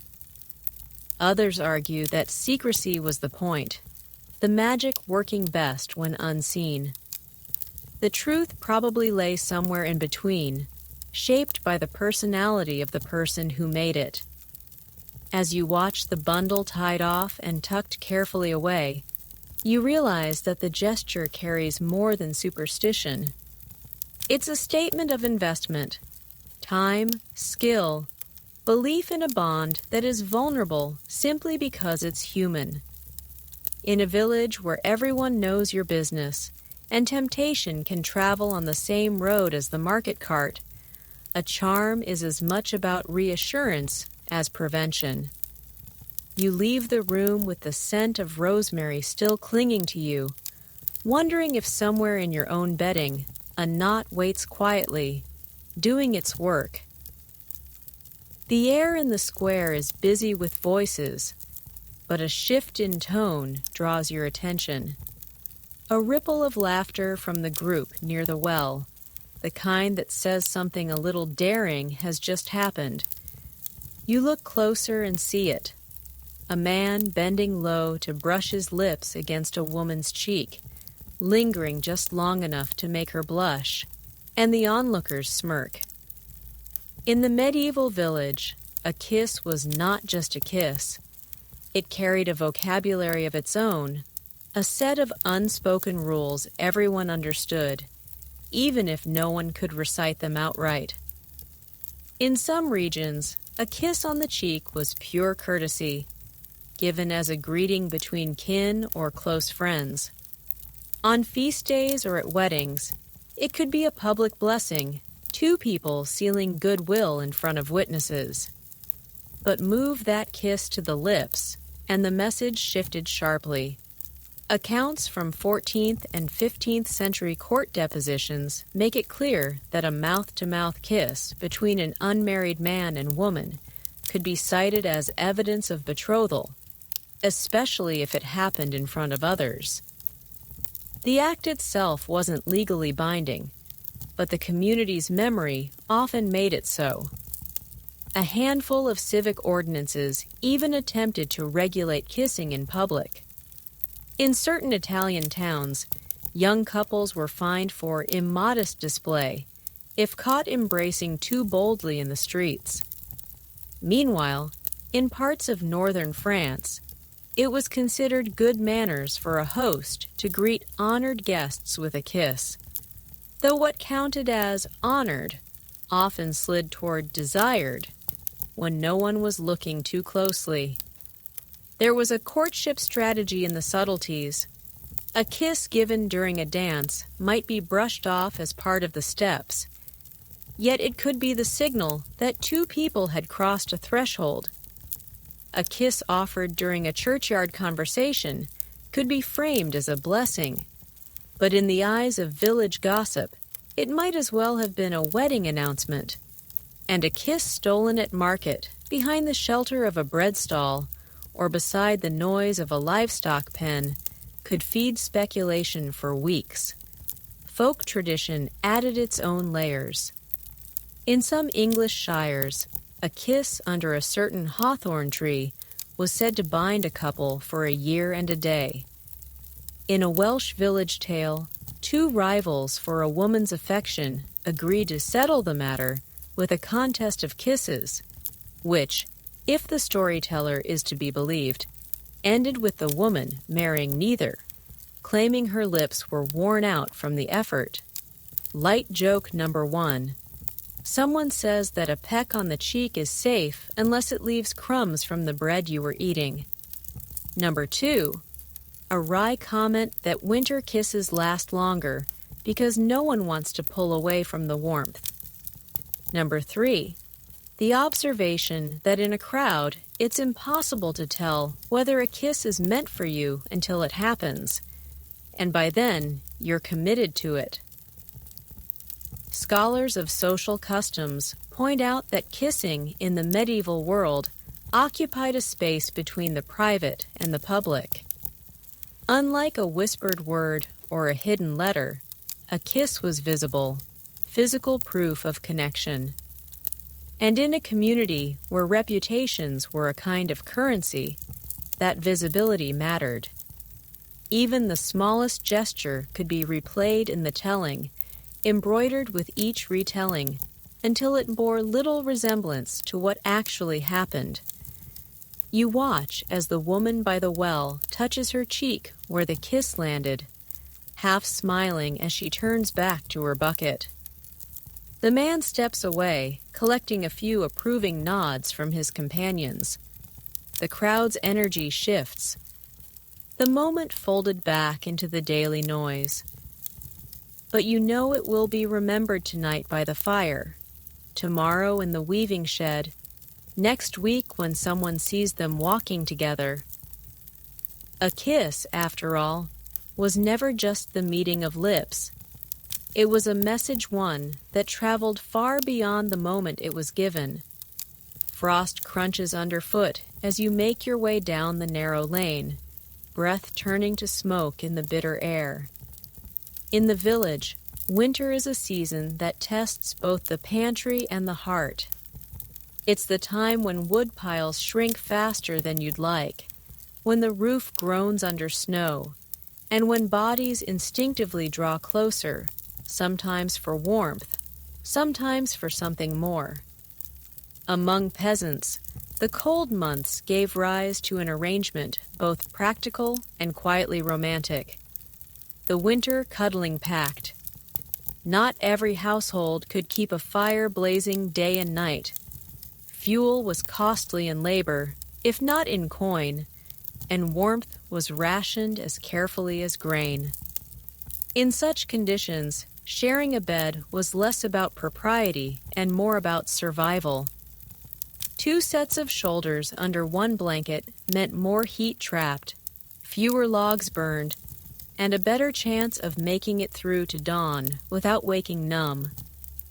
Married couples had this by default, but unmarried villagers sometimes entered into temporary bed-sharing agreements during the coldest weeks, a kind of seasonal partnership that blurred the lines between convenience and courtship. Manorial court rolls occasionally referenced these arrangements obliquely, noting fines for keeping house together without bond, when a pact was deemed too cozy or lasted beyond winter's end. More often, they passed without official notice, so long as both parties returned to their own hearths when the thaw came. In certain alpine villages, there was even a term for it, loosely translating to snow spouse, acknowledging that what happened under the quilts in January might be forgotten by May. Folklore gave these pacts their own set of playful rules. A partner who hogged the blankets was said to steal the spring from the other. One who kept their feet cold on purpose to start a tussle was inviting the fox into the den. In some places, a shared cup of warm ale before bed was part of the ritual, the drink laced with honey or herbs to sweeten the night. Whether those herbs were for flavor or for other effects is a matter historians still debate. The sensory world of a winter bed is vivid. The blanket is heavy, woven from coarse wool that smells faintly of lanolin and smoke. Beneath it, you can hear the slow, deep breathing of the person beside you. Feel the heat radiating from their skin into the chill air between you. Outside, the wind combs through the thatch. And somewhere down the lane, a dog barks once before curling back into its own warmth, The darkness feels thicker than in summer, the hours longer, the closeness more deliberate. Light joke number 1. A muttered complaint about elbows as weapons of winter warfare. Number 2. An observation that the only reliable alarm clock in January is someone's cold toes. Number 3. The claim that you're not sharing the bed for heat at all. It's just a strategic alliance against ghosts, which you insist are more active in deep winter. Not every winter pact ended neatly. Sometimes the intimacy kindled over the cold months carried into spring, leading to formal courtship or even marriage. Other times it dissolved with the ice, leaving only a few awkward nods at market and a shared memory tucked under layers of daily routine. In the rare cases where one party wanted to continue and the other did not, gossip could sting almost as sharply as frostbite. Ethnographers studying these arrangements note that they offered a sanctioned break from the otherwise rigid boundaries between unmarried men and women. The winter pacts acknowledged a simple truth. Human beings, like the animals and their buyers, fared better in company. The difference lay in what happened after the snow melted, whether the pact remained a footnote in the village year or turned into the prologue of something more enduring. As the night stretches on, you turn beneath the blankets, catching the faint scent of the herb sprig tucked into the bed earlier, perhaps for luck, perhaps for warmth, perhaps for nothing more than habit. The person beside you shifts, murmuring something too soft to catch. Outside, the wind rattles the shutters, but in here, the cold has stopped at the threshold. For now, the pact is holding, and in the deep stillness of winter, that feels like more than enough. The wooden bucket thumps softly against the well wall as you pull it up, water sloshing and flashing silver in the morning light. In your hands, the rope leaves faint traces of hemp fibers, and the chill of the water bites even before you've poured it into the copper basin by the hearth. Today is not a feast day or a wedding day, but in your household there's a small ritual all the same: the evening wash before bed. In the medieval village, bathing in the full sense was rare. Water was fetched for drinking, cooking, brewing, and only then for washing. A plunge into a bathhouse tub might happen once in a fortnight, but rinsing before sleep was a quiet luxury that, if you could afford the fuel and time, felt almost extravagant. It was not only about removing the day's dirt. It was a signal that the day was truly done, the work laid aside, and rest allowed to claim you. Household records and personal letters from the 14th and 15th centuries reveal glimpses of these moments. A servant heating water scented with mint or lavender if such herbs were available, a cloth set aside for drying, the flicker of lamplight catching on the surface of the basin. In some wealthier rural homes, the washing was done in a small wooden tub, but for most peasants, it was a basin or even a bucket with water poured over hands, face, and feet before slipping between the blankets. There was a practical courtship angle here. Sharing a wash, whether by helping fetch the water, heating it, or offering the scented herbs, was a gesture of care. It might be as simple as wringing out a warm cloth for someone else's hands, or as intimate as washing their hair by the fire. In certain court testimonies, these shared tasks were remembered years later, as though they marked a shift from acquaintance to something deeper. Folklore tied washing to both health and luck. In some regions, it was said that washing the face together on certain feast eves could bind the year's fortune for a couple. In others, rinsing the feet before bed was believed to keep away nightmares or to invite pleasant dreams if rosemary was added to the water. Whether true or not, the belief added a faint glow to what might otherwise have been an ordinary task. You picture it in the sensory layers, the steam rising from the basin, carrying the clean green note of mint leaves, the way your fingers redden slightly in the warm water before cooling in the night air, the hiss as a log settles in the hearth. The person beside you leans forward to dip the cloth again, their knuckles brushing yours. Light joke number 1. You remark that they've splashed more on the floor than on themselves. Number 2, they claim the water is too hot, and you suggest they're as delicate as a goose egg. Number 3, a shared laugh at the thought of using ale for washing if only the brewer would allow it. Some historians argue that such rituals carried a subtle social message. Cleanliness before bed could signal respect for oneself and one's partner, just as neglecting it might be read as indifference. Others caution that this interpretation might be a modern projection. For many, the act was simply about comfort after a long day of labor. But either way, there's no denying that preparing and sharing warm water was a quiet act of generosity, the kind that lingered in the memory.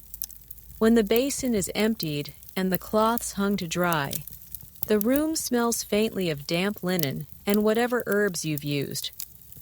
The day's grit has been washed from your skin, and the heat from the fire has soaked into your bones.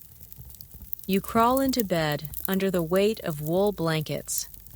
The last sensation on your hands is still that faint, slippery smoothness from the warm water. Beside you, someone shifts closer, their own plantas warm from the same ritual. The air outside may be cold, but here in the small radius of the bed, the night feels settled and clean. The firelight flickers across the rough-hewn beams of the hall, casting shadows that stretch like long fingers over the packed earth floor. Tonight there is no feast, no priest, no village elder presiding, only 2 people, hands clasped, speaking words that will bind them for a year. This is hand fasting, the trial marriage of medieval custom, and in many rural places, it carried the same weight as a church wedding, at least for its set span of time. Hand fasting was as straightforward as it was flexible. 2 people would agree to live together as a couple for a year and a day, after which they could part without penalty or choose to formalize their bond before the altar. It was a practical arrangement in a world where marriage tied not only hearts, but property, labor, and family alliances. In some regions, a witness or 2 was enough to make it official.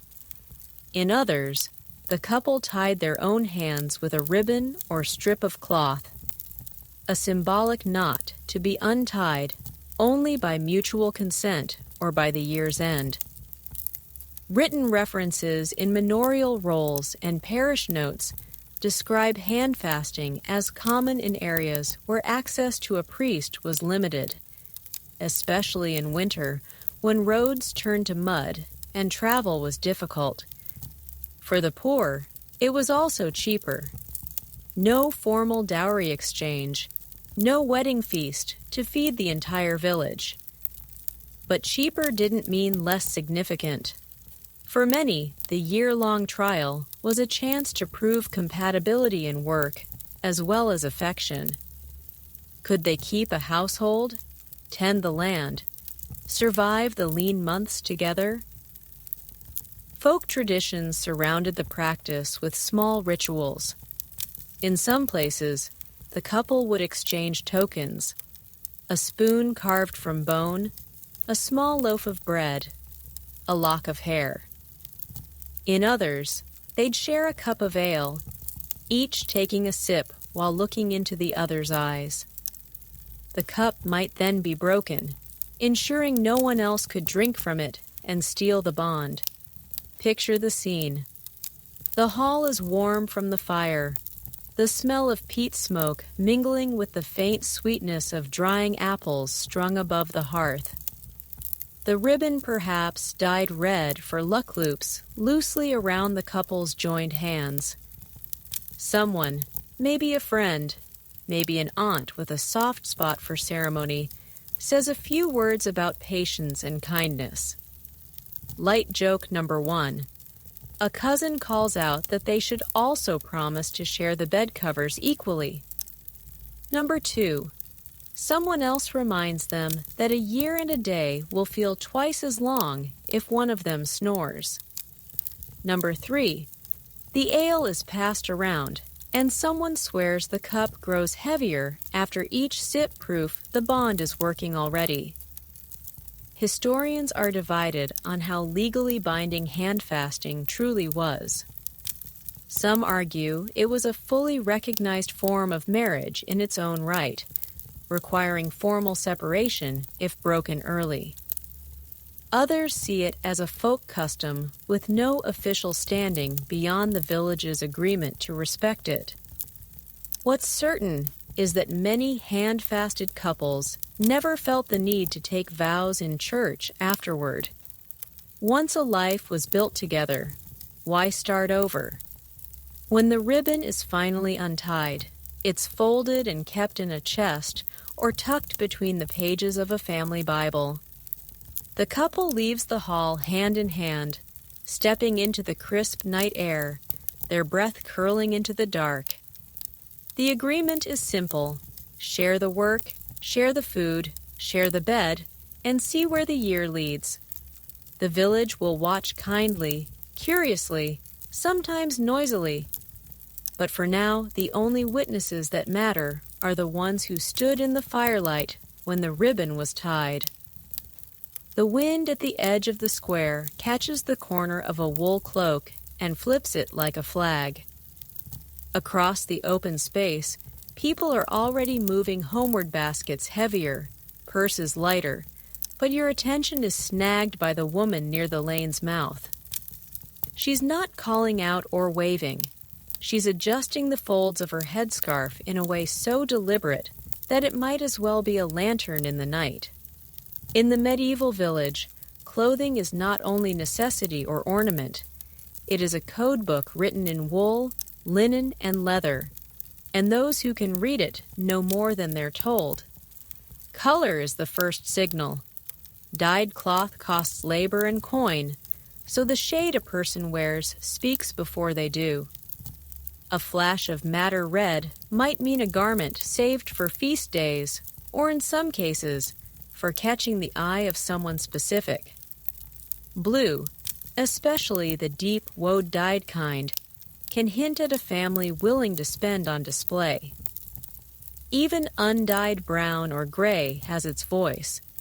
It says either thrift or deliberate modesty, a choice to blend into the crowd until the moment calls for standing out.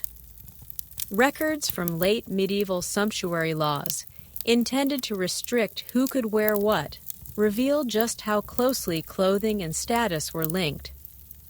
In some towns, only certain households could wear fur trims or silk veils. In others, specific colors were reserved for particular ranks. Of course, villages found their own ways to bend those rules. A sleeve lining might be dyed a forbidden shade, showing only when the arm was raised just so.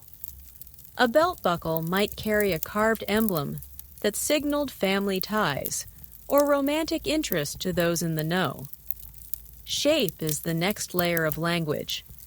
A tucked sleeve might indicate readiness for work, but if it stays tucked long after the work is done, it suggests the wearer wants to appear unencumbered, ready to engage.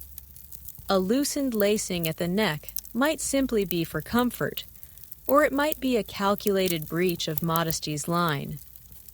In one court record from Yorkshire, a witness swore that a young man drew his cap low and his hose tight when walking past a certain girl's cottage, a combination the clerk recorded without comment, but which local gossip almost certainly did not ignore. Accessories carry messages too subtle for the untrained eye. A ribbon tied around a wrist instead of in hair. A brooch pinned on the right rather than the left shoulder. A pouch worn forward instead of to the side. Each could mean nothing or everything, depending on context. Folk tradition in parts of the Low Countries held that a woman who shifted her belt knot to the opposite hip was declaring herself open to suitors, while in some alpine villages, a man might wear his cap feather turned forward as a signal of intent. Quirky detail to file away. In one Devon manorial account, a fine was levied against a man who wore his boots reversed left boot on right foot and right on left, as a public joke meant to show he'd been turned around by a certain woman's attention. Whether she laughed or not, the record doesn't say. You imagine it now, standing in the bustle of Market's End, watching as someone adjusts a sleeve more times than necessary or pauses to retie a cord with exaggerated care. Light joke number 1. You think of how dangerous it would be if every loose button in the village were taken as a declaration of love.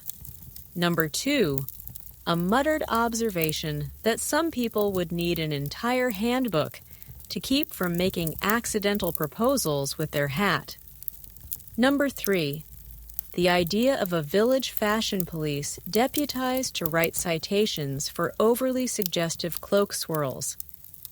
Historians debate whether these signals were deliberate courtship tools or simply everyday adjustments, later romanticized in memory.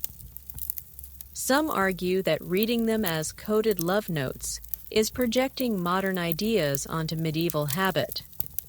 Others counter that in small, close-knit communities, people learn to squeeze meaning out of even the smallest gestures because opportunity for open declaration was rare. The truth is likely tangled in both. Sometimes a sleeve tug is just a sleeve tug, and sometimes it's a wordless invitation. The light begins to soften into that gold hour when shadows stretch long. As stalls are packed and the air cools, you catch the same hand adjusting the same scarf one more time. But now the glance that follows it lands squarely on you. There's no smile, just a stillness, a kind of waiting. You respond without stepping closer. A small shift of your own cloak, enough to show the lining's unexpected color. Then you turn away with the rest of the crowd. The answer, if there is one, will come in the days ahead. Walking home, you think about how much is said without a word. The village reads these signals the way it reads weather. A flick of cloth is a wind shift. A hat angle, a change in pressure. Some of it is noise, some of it is news. And if you pay attention, you might just forecast your own fortunes. The code book of clothing is never officially written, but it is memorized all the same, passed down through watchful eyes, whispered at hearths, and worn into the fabric until the threads themselves seem to carry meaning. The square is quieter now, emptied of stalls and traders. But the mood has shifted. A small crowd gathers near the pillory, 2 stout wooden uprights with a hinged crosspiece, its iron fittings glinting dull in the afternoon light. Public punishment in the medieval village was not merely about discipline. It was performance. Everyone knew when someone was due to be put in the stocks or the pillory, and everyone knew why. And when the offense involved lust or indiscretion, the spectacle took on a particular edge. parish records, and manorial court rolls preserve the dry phrasing: for lewd conduct in the lane, for unlawful betting, for unseemly touching at the feast. In life, these moments were anything but dry. The offender was led to the square, often with a rope looped loosely around the wrist, followed by the curious and the gleeful. Sometimes a crier announced the misdeed in a voice loud enough to reach the alehouse door. The punishment was public shaming, and its effectiveness relied on as many eyes as possible being there to see it. The device itself was simple. Stocks held the ankles. The pillory held the head and hands. In either case, the person was fixed in place for hours, sometimes longer. Neighbors might pass by and deliver sharp words, a handful of straw, or the occasional piece of overripe fruit. In some regions, offenders convicted of improper conduct were made to wear symbolic signs: a wooden plaque with painted words, a garland of nettles, or even a crude hat meant to provoke laughter. One unusual account from a Norfolk court roll describes a man punished for boasting too freely of imagined conquests.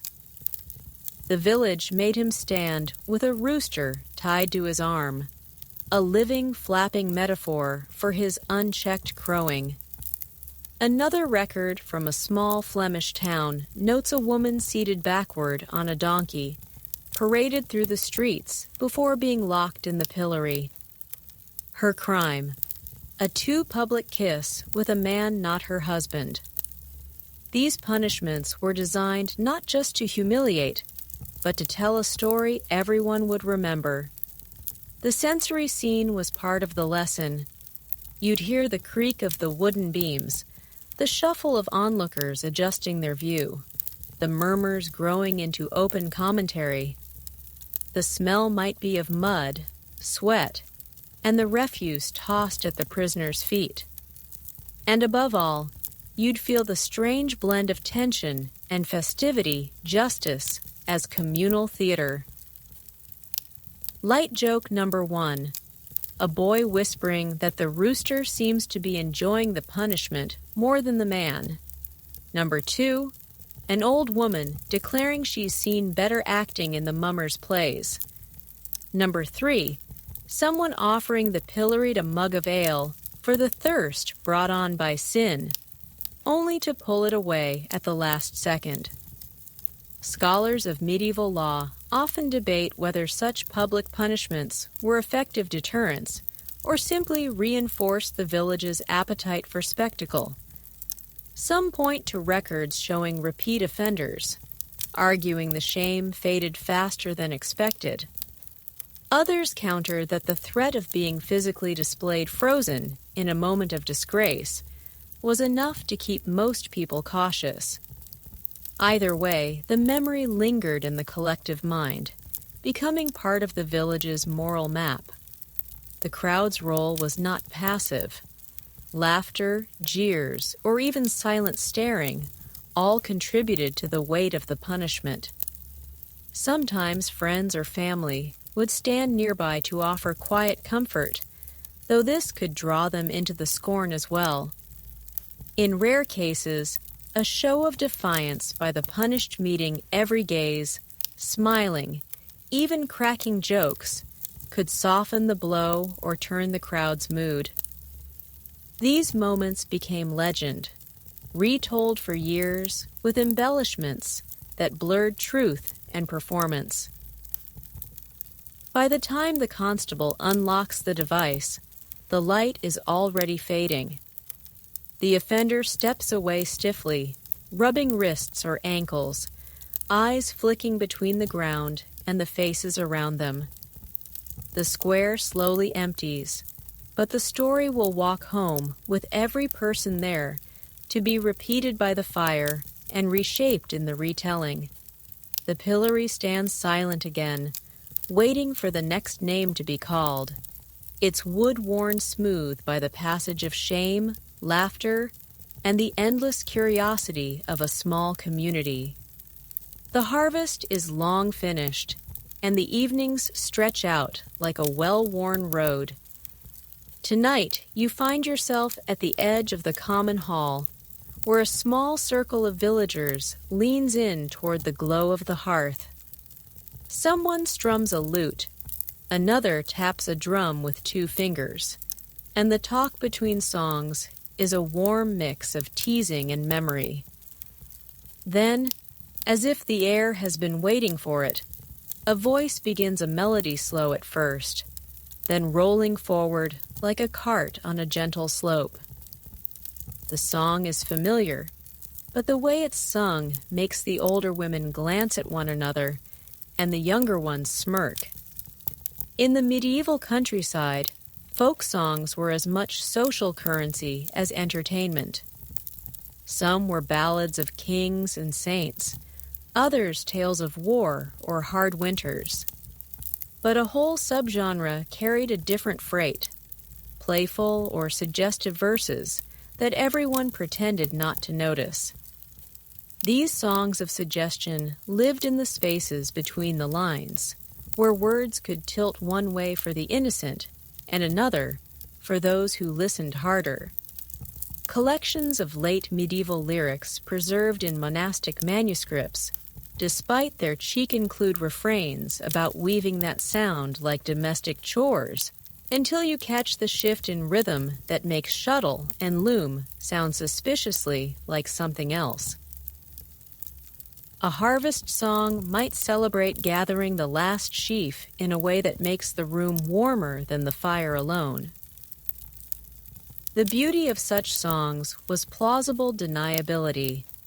A singer could claim innocence while letting the listeners supply the rest. One example from a 15th century English miscellany describes a young man offering to help a girl carry her apples to market, warning that the load might be too much for her alone.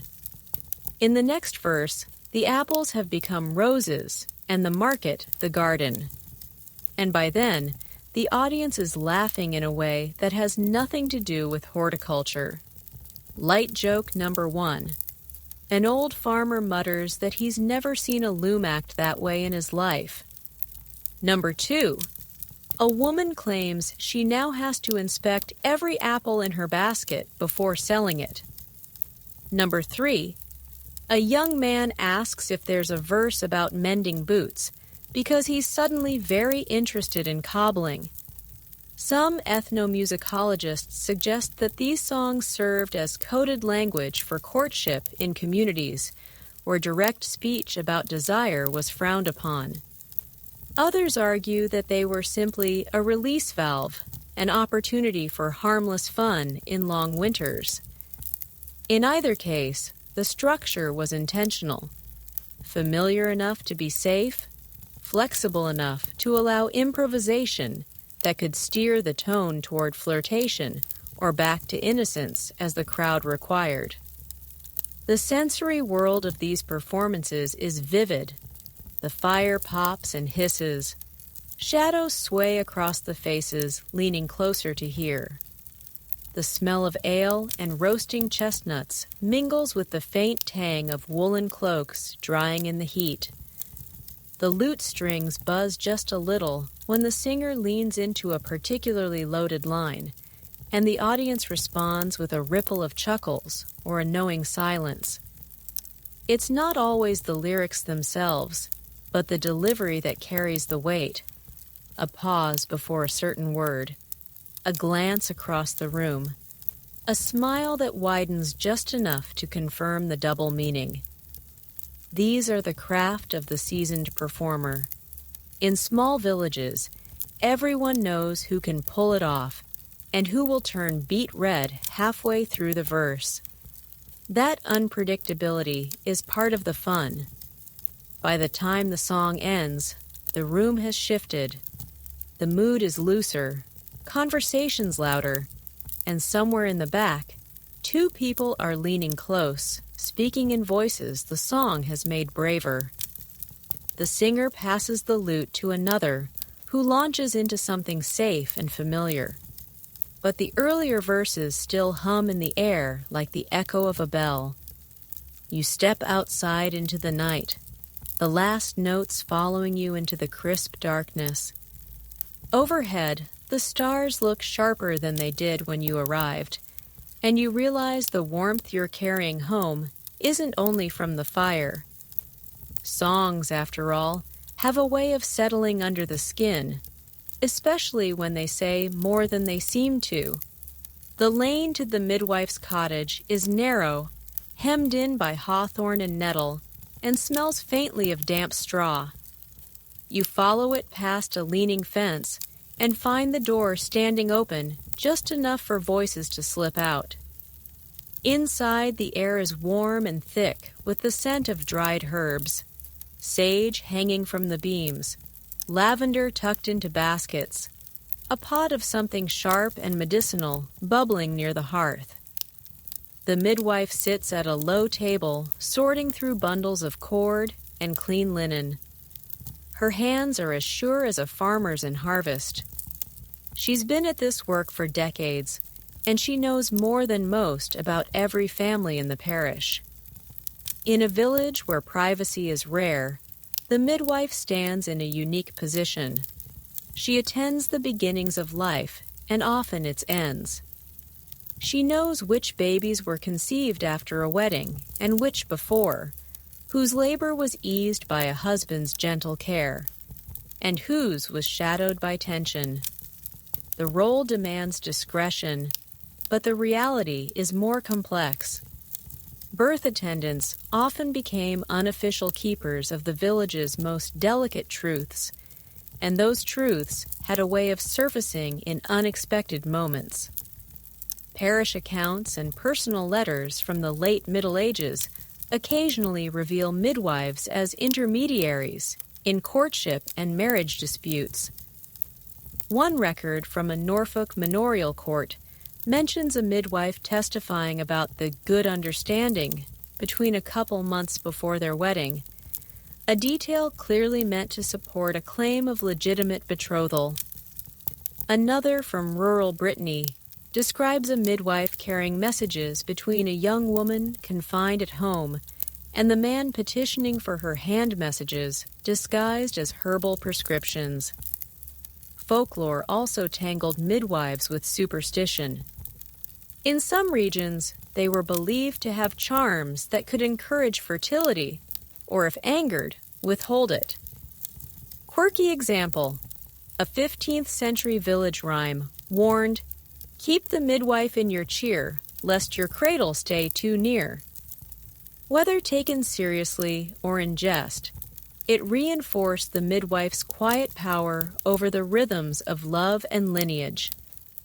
You imagine sitting in her cottage on a winter evening. The fire snaps. The pot on the hearth releases a curl of steam scented with mint. She dips a cloth into warm water, wrings it out with practiced care, and between instructions on easing a cough, tells you, without telling you, who's been walking together after Vespers. Light joke number 1. She remarks that she only notices such things for health reasons. Number 2. She claims the best remedy for lovesickness is a brisk walk and someone worth walking with. Number 3. She says she'll mix you a draft for shyness, though she hasn't found the right herb yet. Historians studying women's roles in rural communities note that midwives often occupied a rare middle ground, respected for their skill, yet woven into the same networks of gossip and alliance as any other villager. Their work gave them access to the most intimate spaces: bedrooms, birthing stools, whispered confessions in the heat of labor. That access made them witnesses not only to physical events, but to the emotional currents beneath them. There was risk in that position. A midwife accused of breaking confidences could find her reputation unraveling, and with it, her livelihood. Yet many seem to have walked the line adeptly.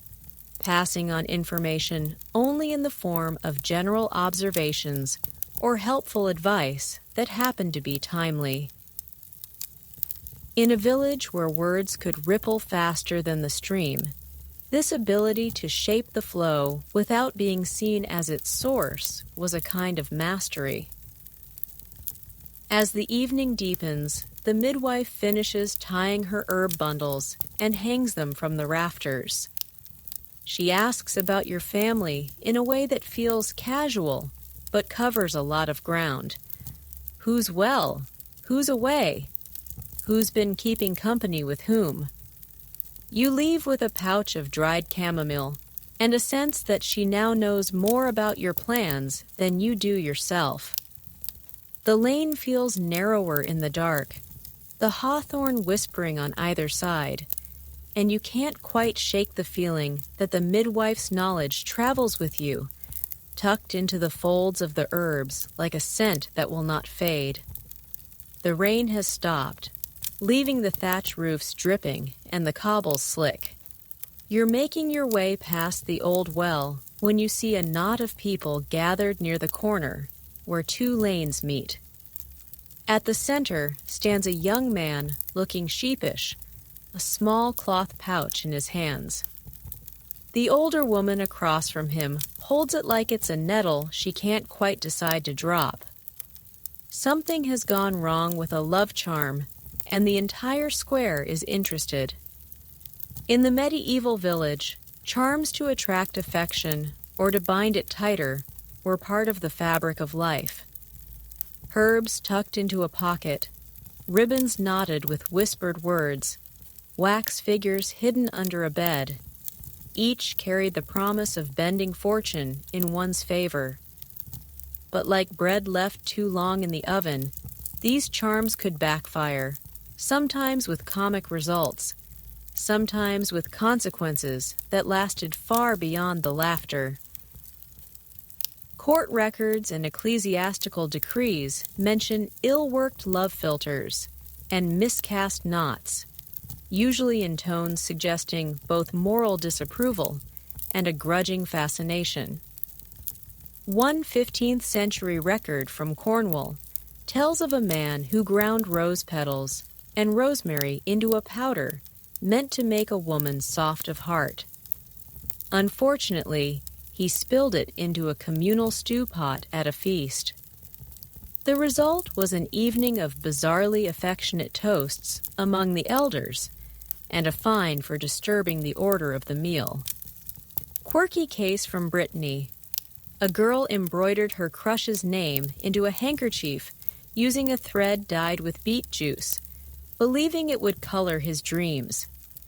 She left it where he would find it, only for the dye to bleed in the rain and turn the name into something entirely unreadable. The village wag decided it looked like the word for goose, and the poor boy endured honking behind his back for weeks. Some historians think the risks were part of the appeal. A charm was a gamble. If it worked, you gained love or loyalty. If it failed, at least you had a story. But not everyone laughed. A mistrusted charm could bring accusations of witchcraft, especially if livestock sickened or a harvest failed soon after. Parish priests warned that any unnatural binding trespassed on God's will, though their sermons didn't seem to reduce the sale of certain herbs in the marketplace. You picture the scene today. The young man swears the pouch only contains rosemary and a lock of hair from the woman's comb, but she insists it smells faintly of vinegar and curses. A neighbor leans in to sniff, pronounces it more likely soup than sorcery, and earns a round of chuckles. Light joke number 1. Someone offers to hang the pouch in the cowshed to encourage milking.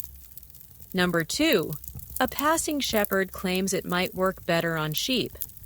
Number 3. The baker says he'll try it on his oven to keep the loaves from burning. The sensory details make it vivid. The faint, sweet, sharp smell of the herbs, the wet cobbles reflecting the light from the alehouse door, the sound of water dripping from the eaves. The crowd's laughter mixes with the cluck of hens wandering too close to the action. At the edge, a few people exchange glances that say they've tried such things themselves, or at least thought about it. Ethnographers note that love charms often functioned as a kind of semi-public declaration. Even if meant to be secret, the risk of discovery and the resulting talk could be part of the strategy. A charm found and discussed might push a courtship forward by giving it the village's attention, for better or worse. That dynamic made failure less final than it might seem. In a way, the charm succeeded if it got people speaking the couple's names in the same sentence. By the end of the exchange, the older woman has decided to return the pouch, though not without a warning to use it on yourself if you must.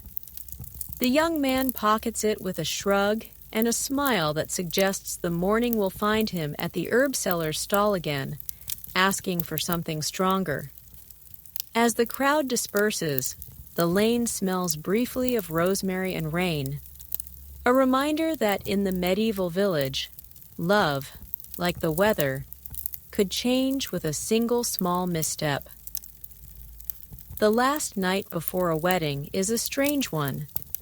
The day has been spent in errands, borrowing extra benches, fetching casks of ale from the brewer, making sure the borrowed cloak for the groom actually fits across his shoulders. Now the village has settled into a hush, broken only by the occasional bark of a dog or the creak of a cartwheel on its way home. In the bride's cottage, the air is warm with firelight and the smell of beeswax candles, but under the hum of preparations runs a quieter current. The knowledge that tomorrow will change more than anyone says aloud. In some places, this night was marked by a formal custom. In others, it passed like any other evening, save for the restless thoughts it carried. Accounts from the 14th and 15th centuries speak of keeping vigil in the bride's home family and friends staying late, telling stories, offering advice that mixed sincerity with playful warnings. A sister might whisper about what it's like to share a bed through winter. An aunt might advise on stretching a stew to feed unexpected guests.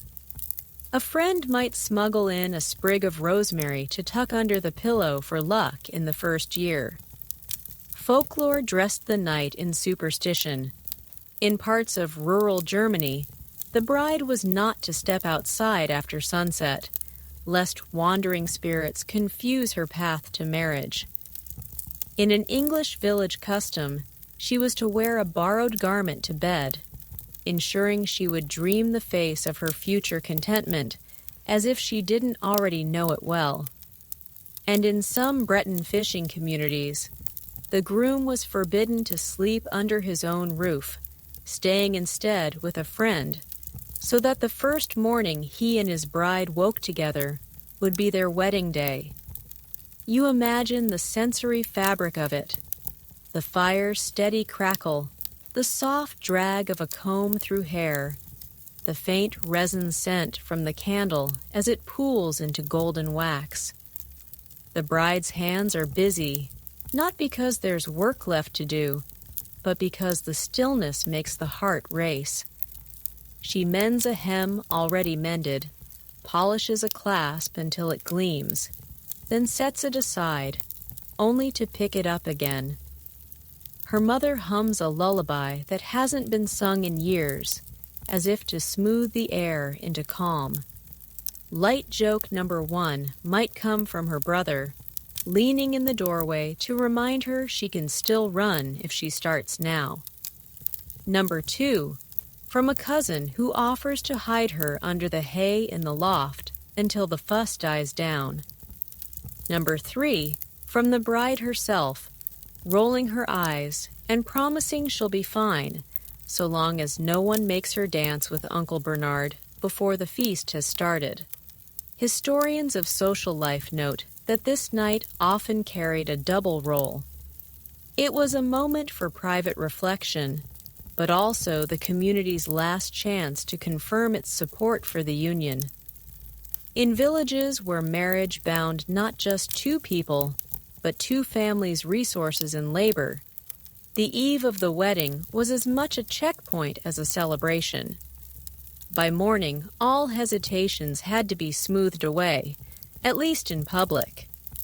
Sometimes it was also the night when personal promises were made, small, quiet vows outside the church's hearing. A couple might meet briefly at a doorway, exchanging nothing more than a touch of hands, each reading in the other's eyes the road ahead. Or they might slip a token into the other's keeping, a length of ribbon, a coin, a sprig of some herb with its own silent meaning. These gestures, undocumented and unblessed by official words, often held a weight remembered long after the ceremony itself. When the candles burn low, the household settles.